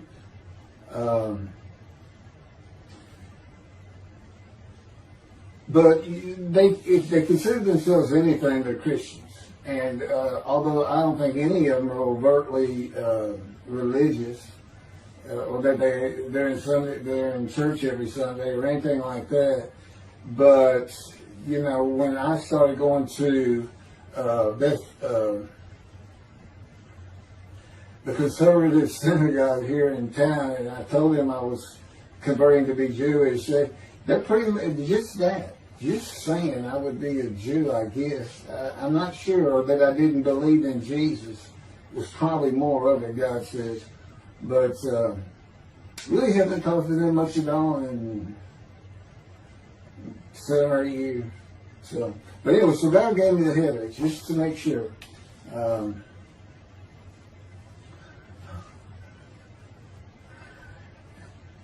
Anyway, I was married to Denise for 18 years, and we divorced in 1997 for irreconcilable differences. We agreed that she maintain custody of the children. The first to leave was Justin, and he came and lived with me.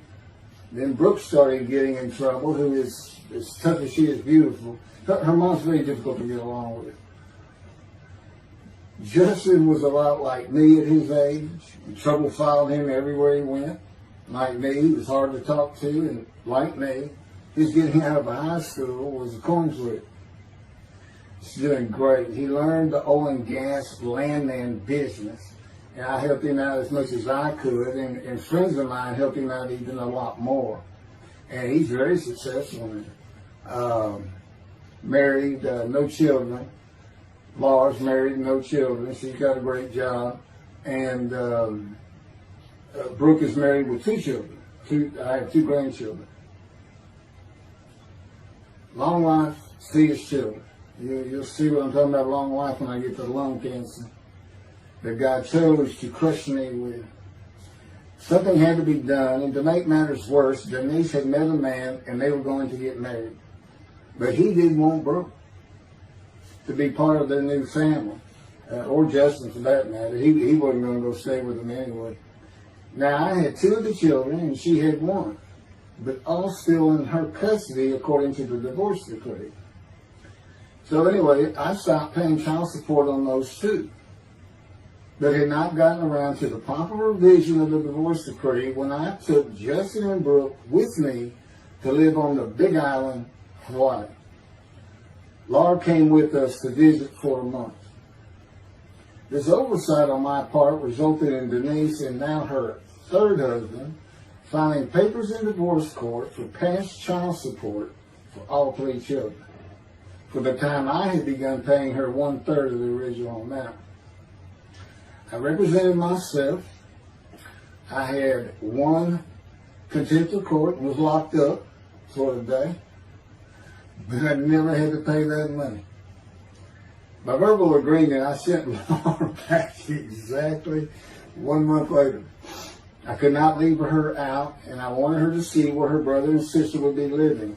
They were all so close and protective of each other, and still are to this day. And she was so sad. One of the hardest and emotionally painful things I had ever done was put her on the plane back to Houston. I can't think of anything else. The backdrop to moving to Hawaii was my firm was in dire need of new work. But the oil and gas industry was down. It's always up and down. And my clients were not drilling.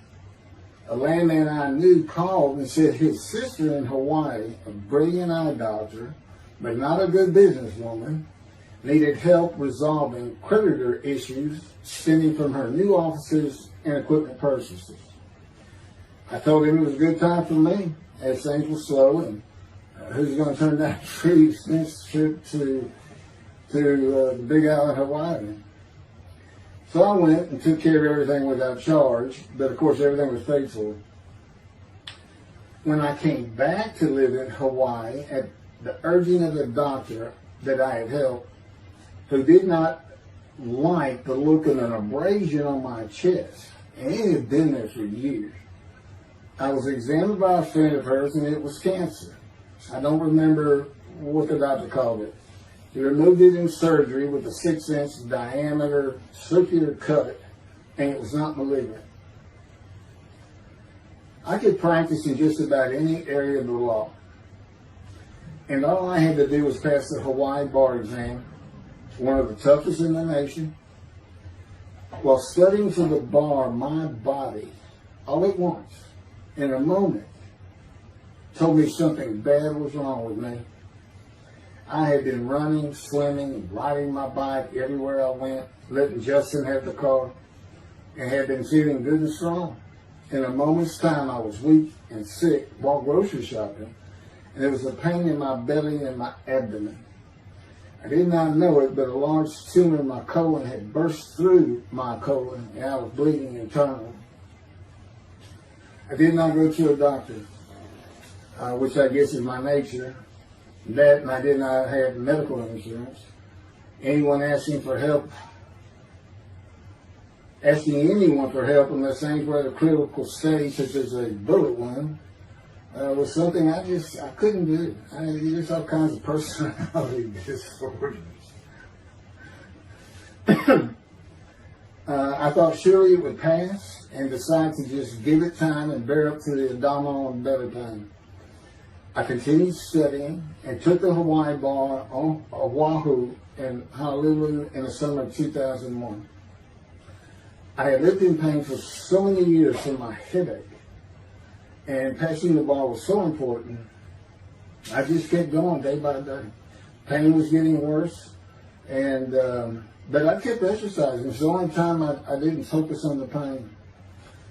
I had always been a fast healer, and I thought in any day it would just go away. I finally could no longer take it. Brooke, it turns out, was in Houston visiting with her mom, and I left Justin at our little, we called it the little green shack. There wasn't much to it. We weren't there very often, really, except to sleep, and went to Houston to find a doctor for diagnosis, staying at my parents' townhome, which is where I'm at now. I had allowed my major medical insurance to lapse using premiums for child support when things had gotten lame. I just needed someone to tell me what was wrong. I would find a way to take care of whatever the diagnosis was. Early September, I was close to dying, lying on the floor of a dingy apartment of a friend who traveled for work. I could no longer get up to even try and get medical help. And I had not told anyone how bad it had become. Then the planes hit New York. Seeing how grief-stricken so many relatives were on the news, I began to think for the first time how awful my children would feel when they found out how and where I died all alone. So I asked my father, again, it's hard for me to ask people for things, for the money to pay for a colon examination that had been suggested by a doctor at one of those clinics you find in a strip mall, the only places I could afford. The doctor who performed the colonoscopy finally found what was making me so ill and unable to eat. A malignant tumor 6 to 8 inches long that had burst through my colon, and I was bleeding internally. You know, I come out of anesthesia, partial anesthesia, and he's holding this picture, and it's this great big purple blob, and he said, I couldn't get the scope past this. It's not a good way to wake up. To say it crushed me in my life is an understatement. The pain, the weight loss, inability to eat, all I could do was drink calorie drinks. Began about 4 months before the colon examination. That was 4 months of sheer pain. But as it turns out, I did pass the Hawaii bar exam. It was now early October 2001. The doctor told me, look, you don't have insurance. Go to Bentop Hospital. That's the hospital I went to when I got a gut shot. Gunshot. I prefer gut shot. Sounds good. Forget it, man. And he gave me the picture from the procedure showing what he could not get the scope past. He's shaking his head and saying, you should have come in much earlier. So I went to Bentop thinking I was here in 75, on October 5, dying, but I did survive. And here I am again on the first week of October 2001. I showed the pictures to the admitting nurse. Instead of them sending me to the waiting room, she just looked at me and she said, this is a public hospital. I mean, you can wait all day long to have a cold check. She looked at me and said, why did you wait so long? And how are you still alive? And I told her, I have no idea. She did not send me to the waiting room. They had an orderly take me immediately to a room. There they hooked me up to a morphine machine where I could hit a button at a time interval I can no longer remember and receive a small dose. I do know I never missed one. I was very depressed, and my parents who waited in that line for admittance with me looked so sad and depressed. It was not one of my better days, though I finally had some pain relief. Day after day, I lay there waiting for the next test they would run. It was during this time I received notification that Denise had filed papers in the divorce court to recover monies for the time I was taking care of 2 of the children.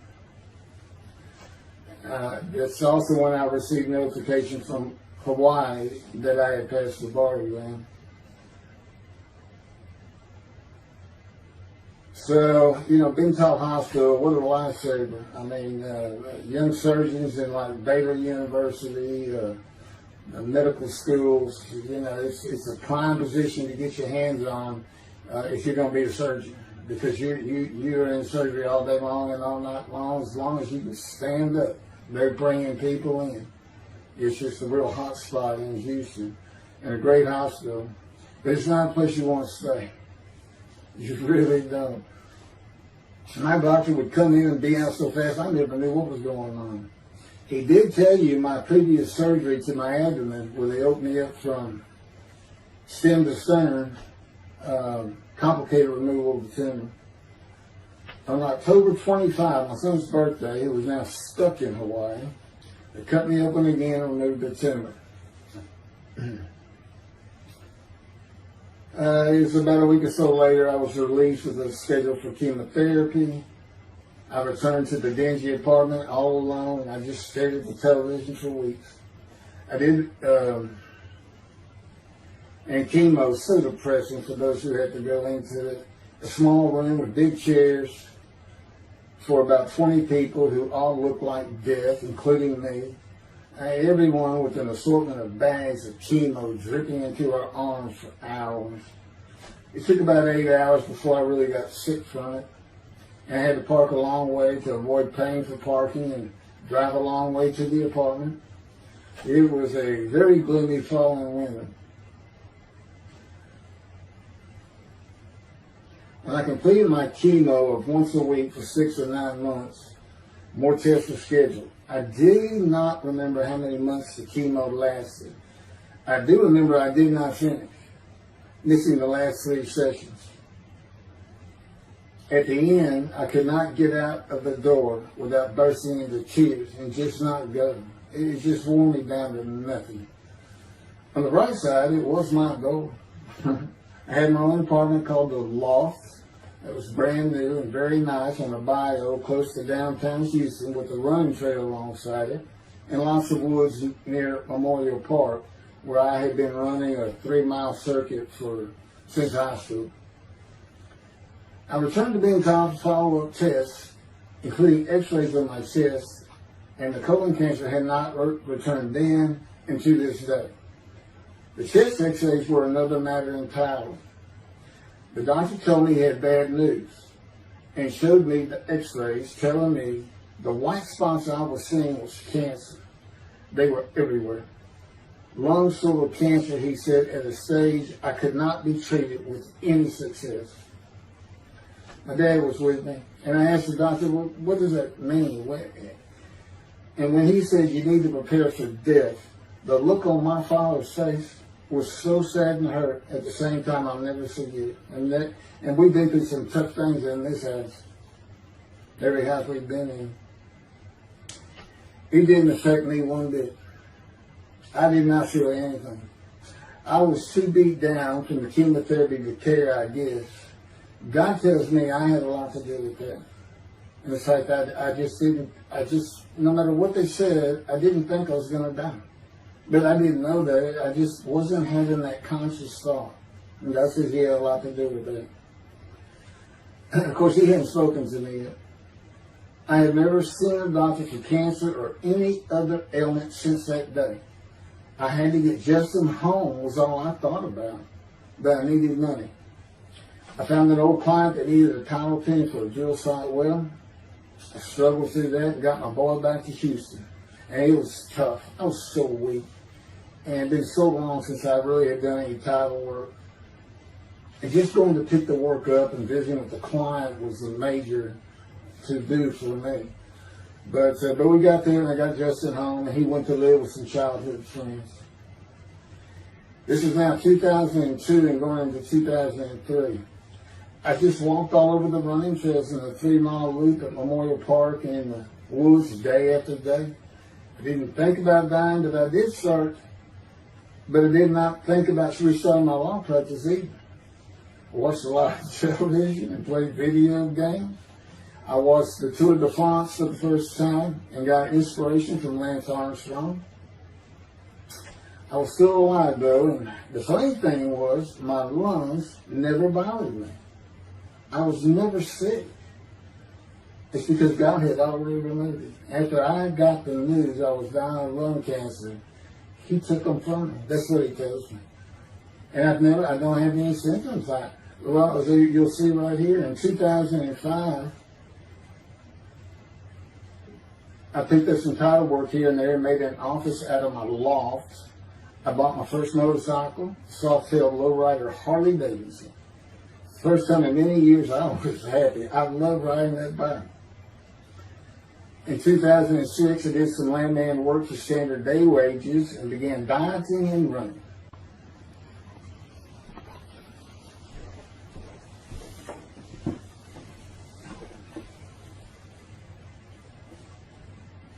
Once again, my camera only goes for 29 minutes and 59 seconds, and I'm going to back up just a little bit. In 2006, I did some land work for standard day wages and began dieting and running. I had never been a swimmer in terms of training for it. I love the water and swimming, but I never trained with laps at different paces and various distances. Mostly because I was so slow, because of my right arm. I was reaching an age, though, where endurance in my running was more important than speed. And so endurance swimming was too. In Hawaii, I had seen the athletes come to Kailua Kona, where we live and where the Ironman triathlon begins and ends. Matter of fact, my little green shack was just right on the route where they start. That was a fun week, and it was amazing watching the athletes train and prepare for the race. I would think to myself, a human being, the human body cannot do what they are doing. Yet they were and they did. It's just amazing. I decided to learn how to swim more efficiently and how to train for distance and endurance. Get a regular and triathlon bike and enter some triathlons. I'm still alive and finally a direction and purpose in my life. Training every day for long periods of time. It really helped with my headache and I slept better. In 2007, I signed up for the March 30, 2008 Lone Star Half Iron Triathlon in Galveston, Texas, and the October 5, 2008 Longhorn Ironman 70.3 in Austin, Texas. You cover 70.3 miles, and you got to do it under 8 hours. And I did real well in the first one. As far as my time, it's 7 hours and a little bit, but I barely made it without disqualification in the one in Austin. And it was primarily because of the hills. It's this very hilly area in central Texas, I guess. But I did make it, and swore I'd never do another one. But I did it after the first one too. It's tough. My insurance is still paying for my inability to work, primarily based on the headaches and a diagnosis of PTSD. So I was not working, and I got real serious and trained to swim the 1.2 miles in the ocean, and that would be in Galveston and in a lake in Austin, 56 miles on the bike, and a half marathon, 13.1 mile run. That's what I was able to do with a diagnosis in 2001 of lung cancer that could not even be treated, stage 4. And that's just about impossible. It would take a miracle of God for that to happen, because generally you're going to die within 1 year. They say if you get lucky with good medical treatment, you might make 5 years. But 1 year is standard, if you can make it that long. That's my proof that I offered myself to guilt for God. Because you can't, it's not something provable. All you can do is show the results of that offer. And again, guilt and emotion. I got way too many videos and everything to get too detailed on it. But that is the proof. You know, I got the colon cancer 20 years ago when the planes hit New York. And it was 2000. Oh, that was 2001, right. Too many things go through my mind when I start thinking about those cancer years. But God, He removed it. He had something for me to do, but that's verse 10. God chose to crush him with disease. And as I've mentioned, the reason He chose that is to show that I was blemished, defective, could not possibly be an offer for sacrifice, because He knew what the Gentiles were going to do. They were going to put an unblemished lamb in there and call the Jewish people's Bible their own, and use the laws of Leviticus, not unlike Mr. Toby the singer and his 6 million blemished ram sacrificed by Hitler, the righteous servant of God. That's how that seems to read. He's welcome to respond any way he wants to do that. But it's on the video, it's in the book, it's in quotes by him from his midrash, from his site. And he said, share this with everybody. Everybody can take it. Just share how great my knowledge is. Well, it's lacking in some areas. There's no question he's an intelligent man. But his reasoning capabilities, in my opinion, at least as to Isaiah 53, are severely wanting. I am that man. And God's going to give the Christians hell with it and with me. Just like I just heard this for the first time on the video. When all of a sudden he had me say that Jesus announced he wasn't the man of Isaiah 53 on the cross. When he said, Father, Father, Father, why are you forsaking me? Because he was about to die. And Isaiah 53, who he thought he was, and he's not, who he didn't fit the verses, but he thought he was supposed to be exposed to death. But given long life, so boldly he goes into the Roman Jerusalem and gets himself taken up. He's not worried. Delusional, yeah, maybe. But as far as I'm concerned, he's nothing but a story. He never existed. And the story starts with the Essenes of the Red Sea Scrolls and the teacher of righteousness. Real quick, I'll go over that. Here's the thing. Their founder is called the teacher of righteousness. Okay? They were great followers of Isaiah. They had the great scroll of Isaiah. They're prolific writers and copyists. They had their own gate at Jerusalem. The Essenes gate. Now, the New Testament never mentions them. You got Pharisees, Sadducees, Essenes, but they never mention an Essene. And Jesus, quite frankly, would have been one of them. Because they embody who he is. They didn't like riches, hated sinning. They didn't like material things. They removed themselves from Jerusalem, in the most part, to those caves by the Dead Sea for that very reason. But they did have a gate.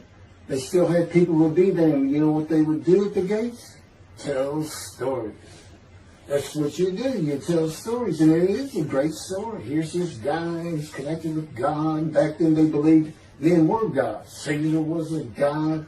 Over in Egypt, you had the same thing going on. It's a common thought that men could be gods. And this story just springs up.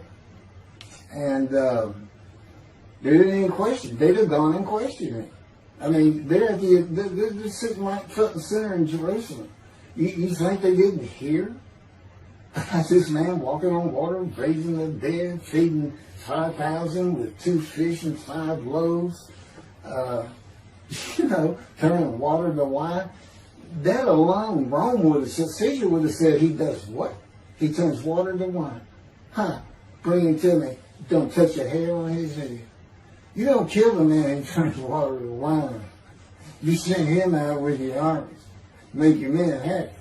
It's, there's so many ridiculous aspects to it. Most particularly, God performed a human sacrifice for the sinning Gentiles. He's left the sinning Jews for the sinning Gentiles. But he gives them an out, these Gentiles, not his church. He gives them an out. I'm going to kill my son for you. So that you'll be forgiven of violating my commandments and laws. If anybody knows God, and the Jews do, and I know him like nobody's business, that's not him.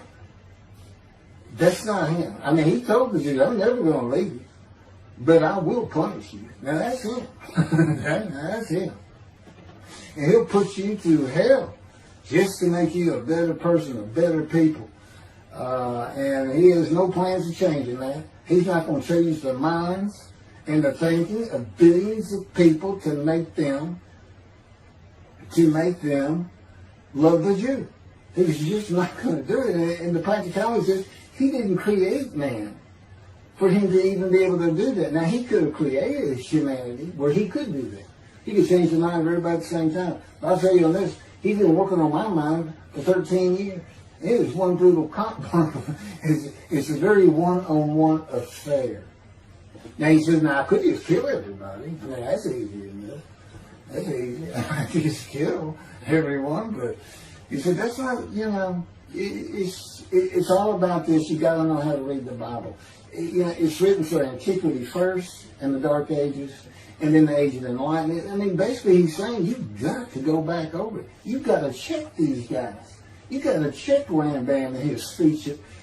God's going to make the world speak Hebrew.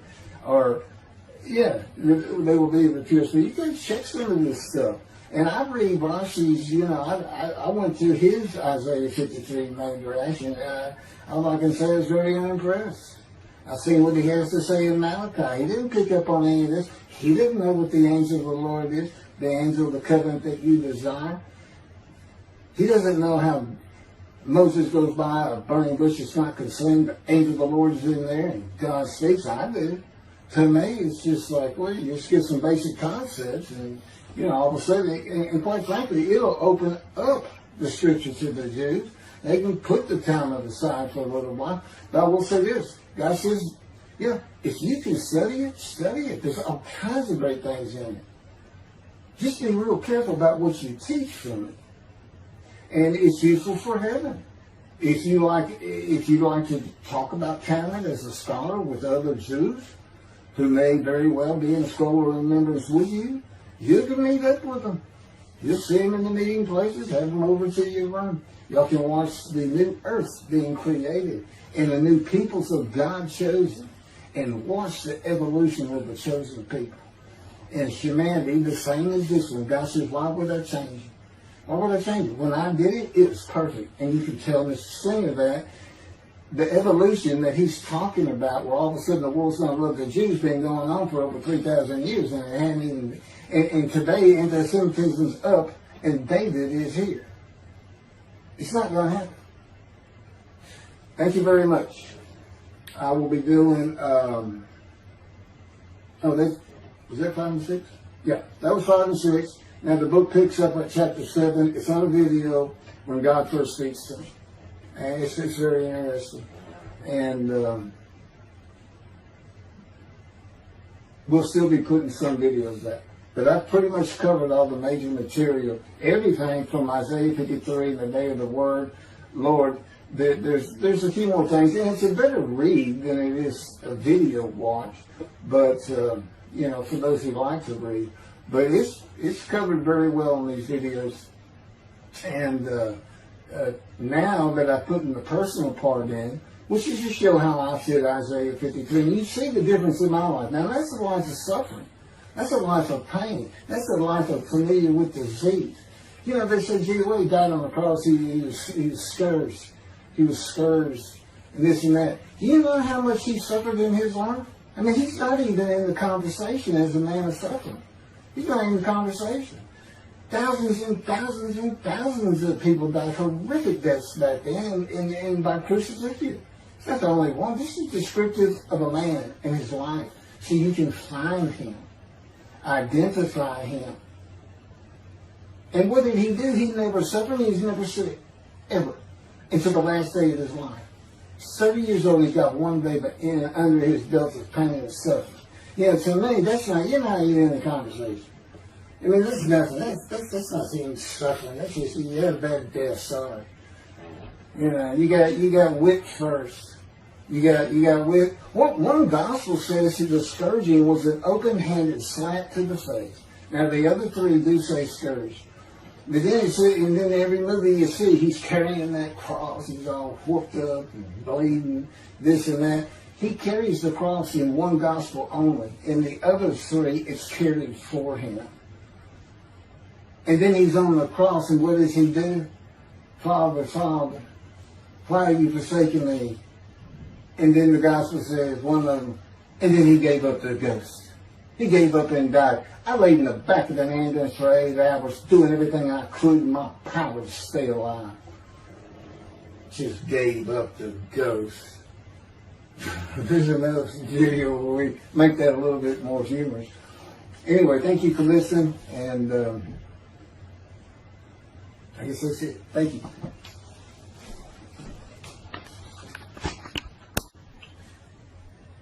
This is a video that leads into a brand new very distinct, not heard from before, commentary on Isaiah 53, which begins actually in Isaiah 52, is comprised of 7 videos I have put together in the last month or so.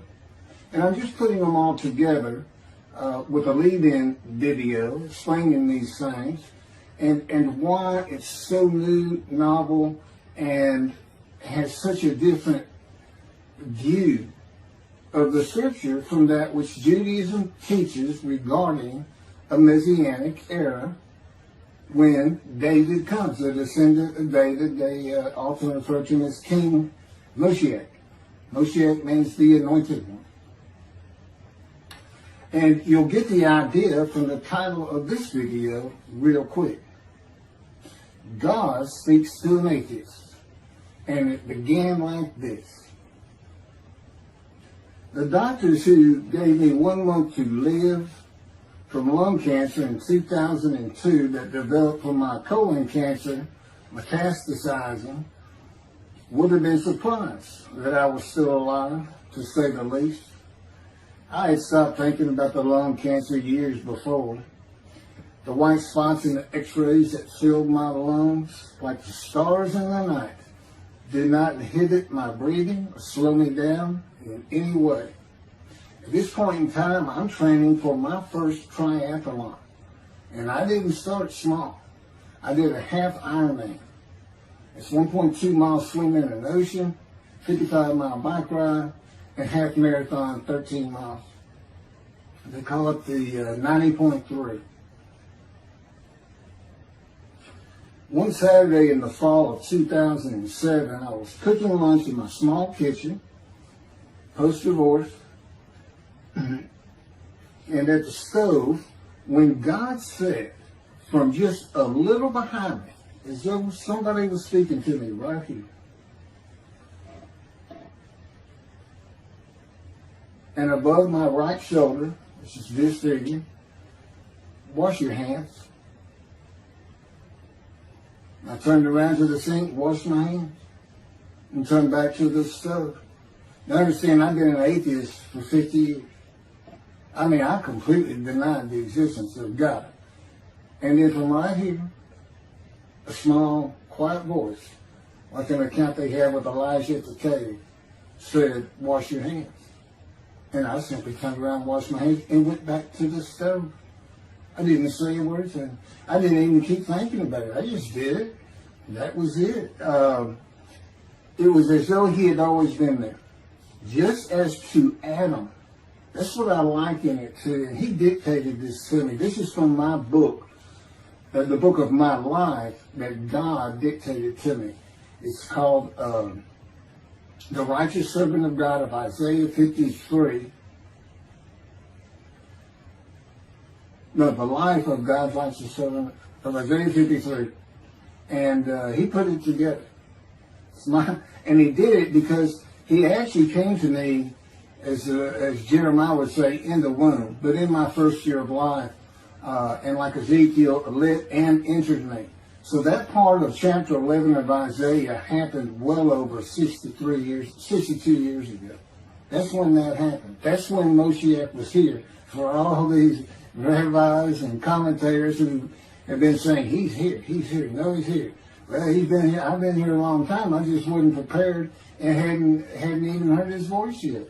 But what he did, you know, with Jeremiah, he made sure he was a priestly, godly man and guided his life. With me, it was to make sure I fit every single verse of Isaiah 53 as only I can explain it, what it's for, what it all means, and live a life of suffering familiar with disease. God chose to crush him with disease that he would offer himself for guilt and receive long life to see his children. That's my proof that it happened. It told me 20 years ago, we can't treat this lung cancer. It's too advanced. You're going to die. And you're going to die real soon. You need to prepare for it. And it did crush my life. I stopped working. I just kept waiting to die. And I didn't die now. I'm training at this point in 2007. I'm training for a triathlon. I finally said, "The heck with it all." And that's the proof. Crushed with disease, exposed to death. That's in verse 12. Exposed to death, and here I am. 20 years later, still going. Haven't seen a doctor since. Never received any treatment, which is unheard of with lung cancer. And had colon cancer before that, and had skin cancer. I'm a man familiar with disease, that God chose to crush the disease. And these 7 videos put together as one. Obviously, I wouldn't ask or won't, and I couldn't do it to listen to them all at one time. But I know you can mark your spots and everything. But it was spread out in 7 different videos, and I thought, well, the next video I'll do, I'll have a preamble to it and explain. This is not fooling around. Once you learn my version, which comes from God, of when Moshiach comes, the day of the Lord, which is left out of the Messianic era. But if you ignore me, God says, as my role as Elijah, God says, when he does return to his temple suddenly, it's going to be with, and it's not there, it's going to be with utter destruction to the land. Okay, all this is explained, so I'm not going to keep going in detail and carry on with God first speaking to me, but it was as what Adam would have felt like. This is natural. I mean, to him, having somebody speaking to him from above him, from up here, from within him, it's perfectly natural. And he wouldn't be falling down in reverence and I'm not worthy and all that. It would just be this person's always talking to me and telling me what to do. The fact that he doesn't see him wouldn't probably enter into his mind. This, that's just the natural order of the world for Adam and me, particularly today, 13 years later. Still in God's fire of refinement, preparing me, and now we have the books, they're unpublished, Jewish publisher, Christian publishers, I dare not even send it to them, because how harsh I am on Jesus Christ, who said he was the man of Isaiah 53, and it's because of him I had to get crushed with cancer. That's what that's all about. God doesn't have to crush you to make you offer yourself for guilt. He just seized Ezekiel and put him through the fire of refinement, the anguish of it, and sent him off to be a prophet to the Assyrian, Babylonian exile, of which he was one, actually. Ezekiel, the book of Ezekiel is the key to Isaiah 53. That's my background. See, God, these videos, everything, the way where he put angel of his presence and Holy Spirit, that Judaism doesn't recognize. A host of the Lord's host. It's in the book of Joshua, one time. He did it so they wouldn't find it. He knew what this was going to be about. These were my proofs. This is what it's all about. He set it up for me to be this controversial.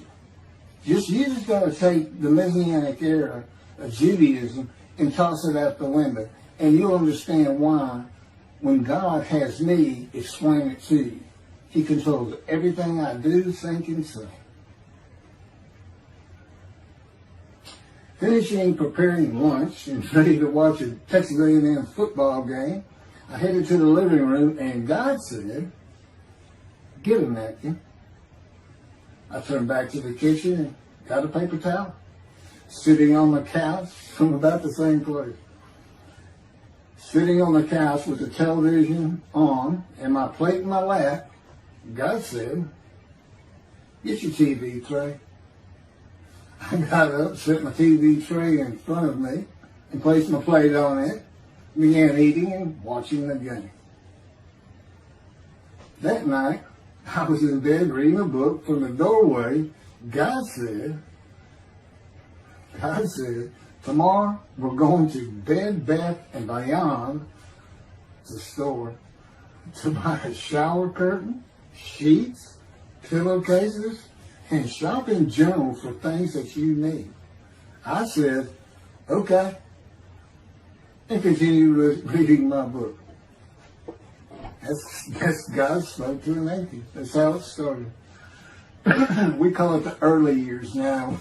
Talk about it. It was so different from the way things are, and all the same in the same breath. And I have since learned this: it was by His power upon my emotions and thoughts that His presence with me was though He had always been there. In other words, when you read in the Hebrew Bible, God calls somebody's name like little Samuel, and He says, "Here I am. Here I am." Now there's some accounts of people falling to the ground, but He can put a silent knowing to you. He can put knowledge within you, your mind, where you never hear a word from Him. In other words, put into your mind the God of all creation is about to speak to you. And He doesn't have to say, stay calm. He controls emotions. He told me, Keith, I created emotions. And there's nothing I can't do with yours, and believe me, it's been proven to me. I'm not going to get into all that. And then this story goes on. It turns out he had been like Jeremiah from the womb. Let me pass by that. I've never been affiliated with any church or synagogue. I've never had any teaching from yeshiva or seminary. Throughout my life, I did not. Let's put it this way. I was the actual opposite of Jesus Christ. Actual opposite. I'm a sinner. You know, I mean, He took me back. He said, look. Yeah, because I said, well, I wasn't that bad of a sinner. I was. He said, spill it. Here we go off in vision like the story of Scrooge and the Ghost of Christmas Past. I said, I'm so getting smart with him. This is us talking friend to friend. I can talk to him like he's just a buddy sometimes. There is a line I know not to cross. I said, why would you call that a sin? Why is that a sin? He said, Keith, it's a sin. You lied.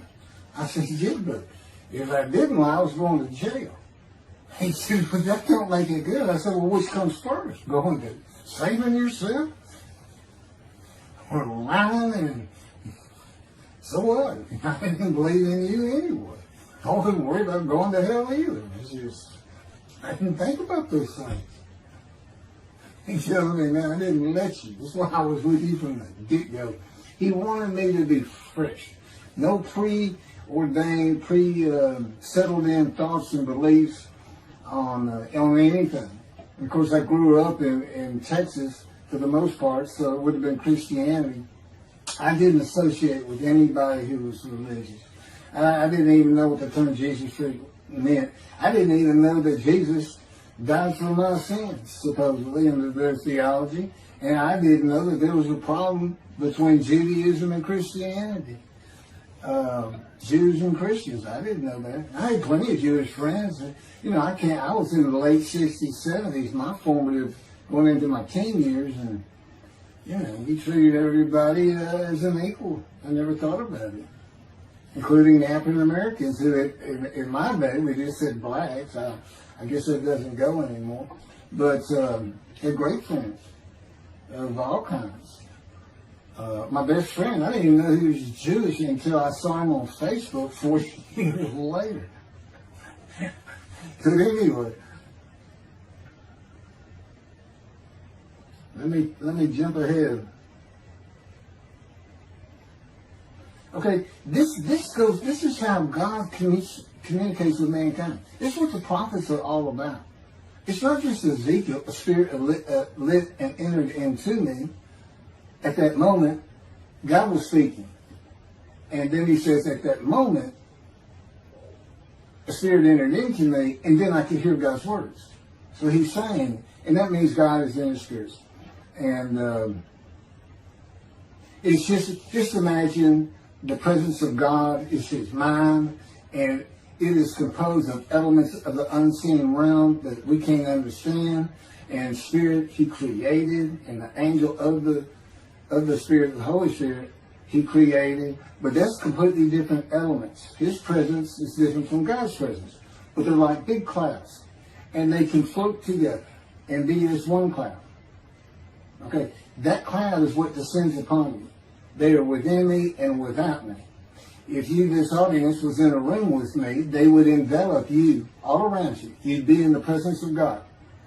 The difference with me in that room is that that cloud engulfs me, flows through me. It's within and without me, as though there's no break because of my physical structure.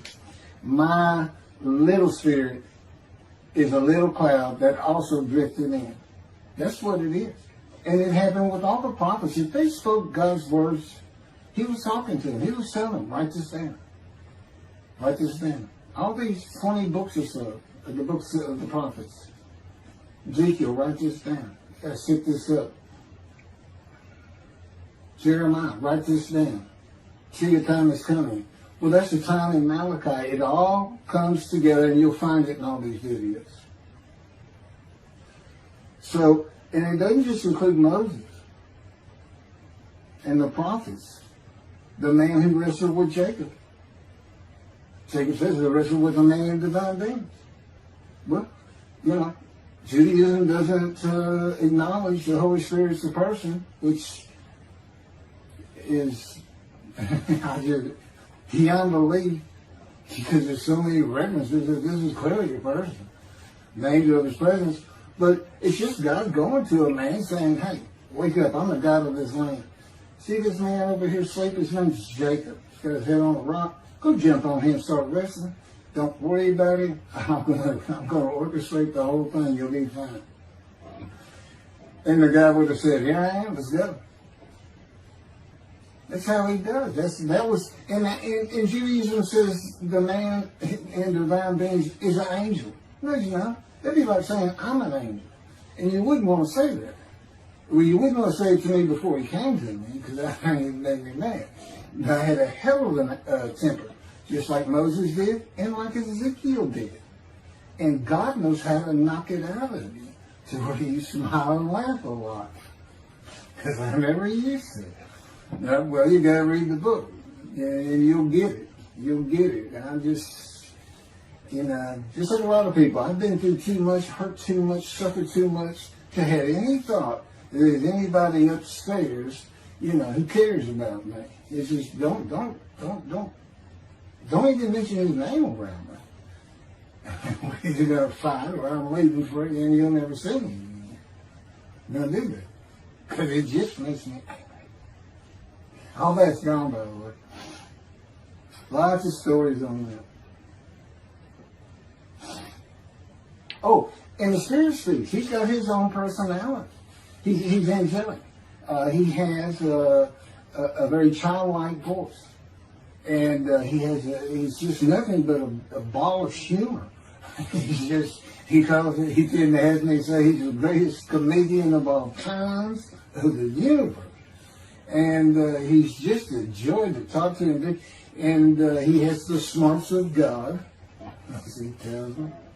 But I have instant communication with him. I have instant communication with God. It's like there's three persons in my mind. This one cloud is three clouds. It's two spirits and the elements of God's mind. And slow process of 13 years, and it's 13 years of, and this is from Isaiah 53, punishment, wounding, chastisement, maltreatment, crushing, bruising, and I'm telling you, he's relentless. These are the stories, and I have a lot more once I get to Israel, and I have full confidence God's going to get it done. That's one thing I don't worry about. 13 years, a year and a half of trying to get books published, denied by everybody who even bothered to answer me, because it's just so different. And it can only go to Jewish publishers, and it's just like, well, this isn't the stuff we believe, and it sounds like he's saying it's him, and this and that. Well, I was. God said I made sure I didn't get them published. I wanted to do the videos first. You see, I'm not on the executive committee. I don't know what's going on 99% of the time. I don't know what I'm going to have for dinner. I no longer have self-will. I can't ask him for anything. There's all kinds of reasons for that, such as, you know, if one of my kids gets sick and he doesn't heal them up, you know, cancer or something, Am I going to be disappointed? Am I going to be hurt? The answer is no. He's trained me too well to even bother asking. If he's going to do it, he's going to do it. I know he has the knowledge, and he's right here with me. So, it's a long, detailed process. I know things from his perspective. This is another reason the Messianic era is not going to happen. And it comes out in these sins. But the Holy Spirit, the angel of his presence, we're friends. God says, I can't be friends with human beings. I said, well, we're friendly with each other. He said, yes, that's right. I said, I Googled this, and technically you are my friend. He said, well, I know, but I just don't acknowledge it. I said, why? He said, because I'm God. That's the way I am. I get to do whatever I want. Now, he's just messing with me. It's just like having a friend. Of course, it's a true statement. He can do whatever he wants. But he's pretty stately and regal. But, again, we live together. I've lived with him for 13 years now. And it's never going to end until I die. I wouldn't even know what to do. He said, if I left you, you're going to fall down dead. You're not supposed to be alive. I keep you alive. So I took that cancer from you, but I just put it back in if you do something that makes me want to leave. I said, well, what am I going to do? No self-will. To an extent, no self-thought. And I told him, I'm not even a human being anymore. He said, well, what are you? I said, I don't know. I'm man and divine beings, but I'm not a human. I don't have self-will. That's what distinguishes a human being from an animal. He said, but I'm being the human for you. I'm providing your self-will. So you do, in a way, have it. So you're still a human being. I said, well, I'm dead. He said, why are you dead? I said, because it's like my brain's not connected to my spirit anymore. It's like you're sending all the information in. And that's about heaven. I haven't lived the existence in heaven as to my thoughts, because in heaven you won't have a mind. The heaven for the Jewish people only, I might add. You won't have a mind. God got to provide it for you. He's got to be you for you as a completely new and different creature. It's still you. It's a very amazing story on how that does. And I'm taught all these things and literally experience them, not only in the real, but in visions. I've had more visions than, you count every single vision in the Hebrew Bible and the New Testament. I've had easily double that. And I'm a walking visual. God's communication, and this actually shows up in the story of Moses. He won't let me tell right now. But he puts images in your mind. Instead of saying a sentence, you get something in your mind, a picture. Anyway, I call it visuals. And you can be wide awake for those. And I can be in vision wide awake. Okay, so we finished our shopping. Shower curtains and everything. And God said, let's go to the bookstore and get you a Tanakh. To which I replied, well, what's a Tanakh?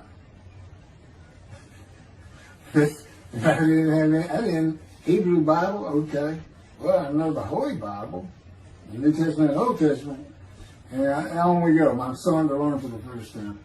At Barnes & Noble's, we looked at all the Hebrew Bibles and purchased the Jewish Publication Society's Tanakh, the Holy Scriptures, which is a translation that began in 1956. It was published in 85. Then he spent 30 years on the Leningrad Codex, the oldest Hebrew Bible in existence. They started from scratch. I hear these rabbis and people saying, well, I know what these translations are. This and that, and this, and God says, just go with the JPS. They hit it right just about every single time. I've only found one thing that I don't understand how they missed it. But it's in 53. This is the 1985 edition. That's the best translation you can get out there. And I don't just hear God speak to me. His presence is heavy. And I'm also, it says he pinned Ezekiel's arms behind his back with his cords of power. And by his cords of power, Ezekiel could not leave his house. That's in Isaiah 53. He took him from the land of the living. Took him from society.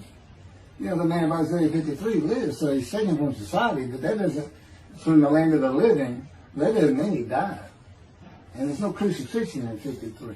So you start to see how Ezekiel is so important in this. And that's where you find out about the covenants of friendship that come with God in the day of the Lord when Moshiach comes. Again, you don't hear anything about it in this Messianic era. I'll tell you this. I think the Jewish people are going to like this better. I think throwing out all that rubbish Judaism has been teaching from back in antiquity, that's where they're stuck, and see what's really going to happen with God coming back, a man in divine being, with the capabilities of Moses, Elijah, the descendant of David. All their attributes, okay, are in me. I can be each and every one of them, and I can be all four of them at one time. And God can speak to me. So, it's going to be fun, and he wants his temple rebuilt. That's the purpose of Isaiah 53. It says, a purpose which might prosper of God. But it doesn't tell us what the purpose is. Well, we find it in Malachi 3. I'm sending my messenger before me to clear the way for me, and I shall return to my temple suddenly. But the covenant that comes with David says, I'm going to place my sanctuary amongst you. He already knows it's not going to be there. And then we have Elijah in Malachi 3. Well, he's got a purpose that might prosper. And if it doesn't, God comes with utter destruction to the land. And again, you don't hear it with the Messianic era. Utter destruction to the land. There's 7 million Israeli Jews. How can you not read that and go, that sounds an awful lot like, I'm going to raise up armies against you. You just ignore that. Well, anyway, we're getting into stuff. And the purpose that might prosper, I never believed that. I think they just hooks the man of the righteous servant of God of 53. I think that puts him with, he's got the same purpose as Elijah. Elijah's supposed to bring the families back together through the laws and teachings God gave Moses, or being mindful of them. That's the new covenant. It's an amendment. It's an amendment that also has a new inclusion of sin forgiveness. Over the last 63 years, God's presence has resided in Texas, Louisiana, Florida, and Hawaii. And he is more than ready to return to his land, Israel. Because wherever I am is where his presence is, and those are all the different states I lived in over this time period. Wherever I go. As a matter of fact, if you see me in Israel down at the old city or down at Tel Aviv, you can turn to your friend and say, hey, I know where God is. I said, really? I thought he'd have left. Some people say he died. I said, no, you see that guy over there? He's all around that guy. And some say inside too. That's what it's going to be like. God says, when we get to Israel, we're never leaving again. I said, I wanted to see Great Britain. He said, it's like, did you just ask for something? I was like, oh. Yeah, that's good. I hope I fry if I hit the border and cross over. I hope I just burn up. Burst in combustible flame. But anyway, that's where he wants to be. And I'm sure he's going to get there. This purpose that might prosper, again, I think it just shows the purpose of the righteous servant and a purpose of Elijah. Because he knew I was going to be teaching. There's only, in the day of the Lord, as you would imagine, he wants to have all the prophecies fulfilled, be done with the prophecies. And there's only a handful, 4 men to come that we've never seen. The descendant of David, prophet like Moses, Elijah, and of course the righteous servant. We only have one description. Even the sages knew you got to have a description of the descendant of David. It's Isaiah 53. They called him in the Babylonian Talmud the leper scholar. You'll see me referencing it on just about every video. In other words, I'm saying, look, it's not Jesus, it's not the people Israel is taught today. it's this guy from the Talmud that just hadn't come yet. You just didn't know, didn't have a name that fit the description. Well, you do now. And two covenants. The friendship covenant, which is actually in two parts, Ezekiel 34 and Ezekiel 37. One part of which is, I'm going to put my sanctuary amongst my people. And the other part, interesting enough, has to do with the land blooming again, which is Jeremiah 31. See, a time is coming, the land will bloom again. See, a time is coming, the cities after desolation of many years, 2,000 plus actually, will be restored and Jerusalem rebuilt. And the Jews shall never be defeated again. Okay, now we just talked about utter destruction likened to armies being raised. But here it is in this friendship covenant, in this, Jerusalem being rebuilt. If that's done, then you'll never be defeated again. So, you look at it and go, well, there's kind of a problem between those two. And what I think it means is he's going to get the temple built now that Jerusalem's been rebuilt and he's come.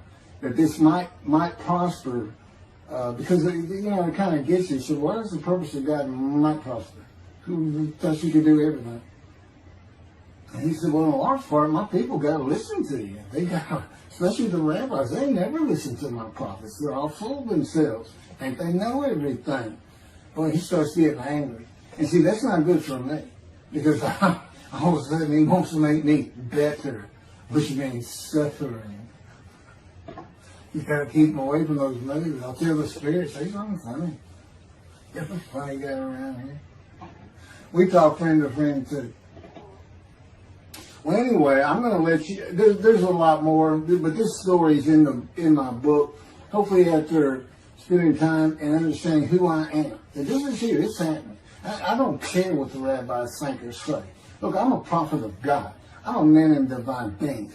If I say something contrary to what they think and say and believe, they're wrong automatically. It's a given because God is someone telling me all these things. It's His book. They're wrong automatically. And He is livid that I'm having this problem with Isaiah 53 being the people Israel. Well, it's in the videos, but you ought to see the arguments they really put back before that for Isaiah 53:10 and other verses. Rabbi Tovia Sandra, his Judaism, he went Christian. The Christians went to the laws of Leviticus, animal sacrificial laws, and said Jesus is the unblemished lamb. That's why, and they're using, Leviticus where you could offer a lamb and for unintentional sins, but nevertheless, they turned it into, he was a human sacrifice, which he says himself. He says, God no longer wants bulls and goats for sin. He prepares my body for sacrifice. He's human sacrifice, and God made the sacrifice to Gentiles so they didn't have to obey His commandments and laws. From an atheist who comes in with no religious background, I read that and I look up face to face with God wherever He is at the moment. And I say, you got to be kidding me. People believe this? He said about 2 billion right now. So I'm not going to bother trying to tell you how many there's been in 2,000 years. God made a human sacrifice to me so I can go to heaven and I can go kill somebody if I want to. I can go rob, I can go beat my wife and my kids. I accept Jesus again. God was teaching me the New Testament, and this guy at one of these mega churches came to me and says, if you do accept Jesus Christ, you're not just forgiven of all sins that you have committed. You're forgiven of every sin you're going to do in the future. I said, really? He said, yes, really. He said, Jesus knows you're going to do it, and He already forgave you. I said, what? Okay. So, if you're a Christian, you can just sin all the time, because Jesus knew you were going to do it. I hadn't actually heard that taught, but that's the effect of it. Okay. This year in Jerusalem. Enjoy the books. Don't try to listen to the videos. Don't try to watch them all at one time. But what I did is I put them together for you in the order they should be. And I just thought it'd be easier. And we're kind of coming to the end of our videotaping for a little while, it seems like. Again, I'm not on the executive committee with God and His Spirit. I never really know what we're going to do next. And the books are at keithmccarty.wordpress.com. You can find that on my YouTube channel.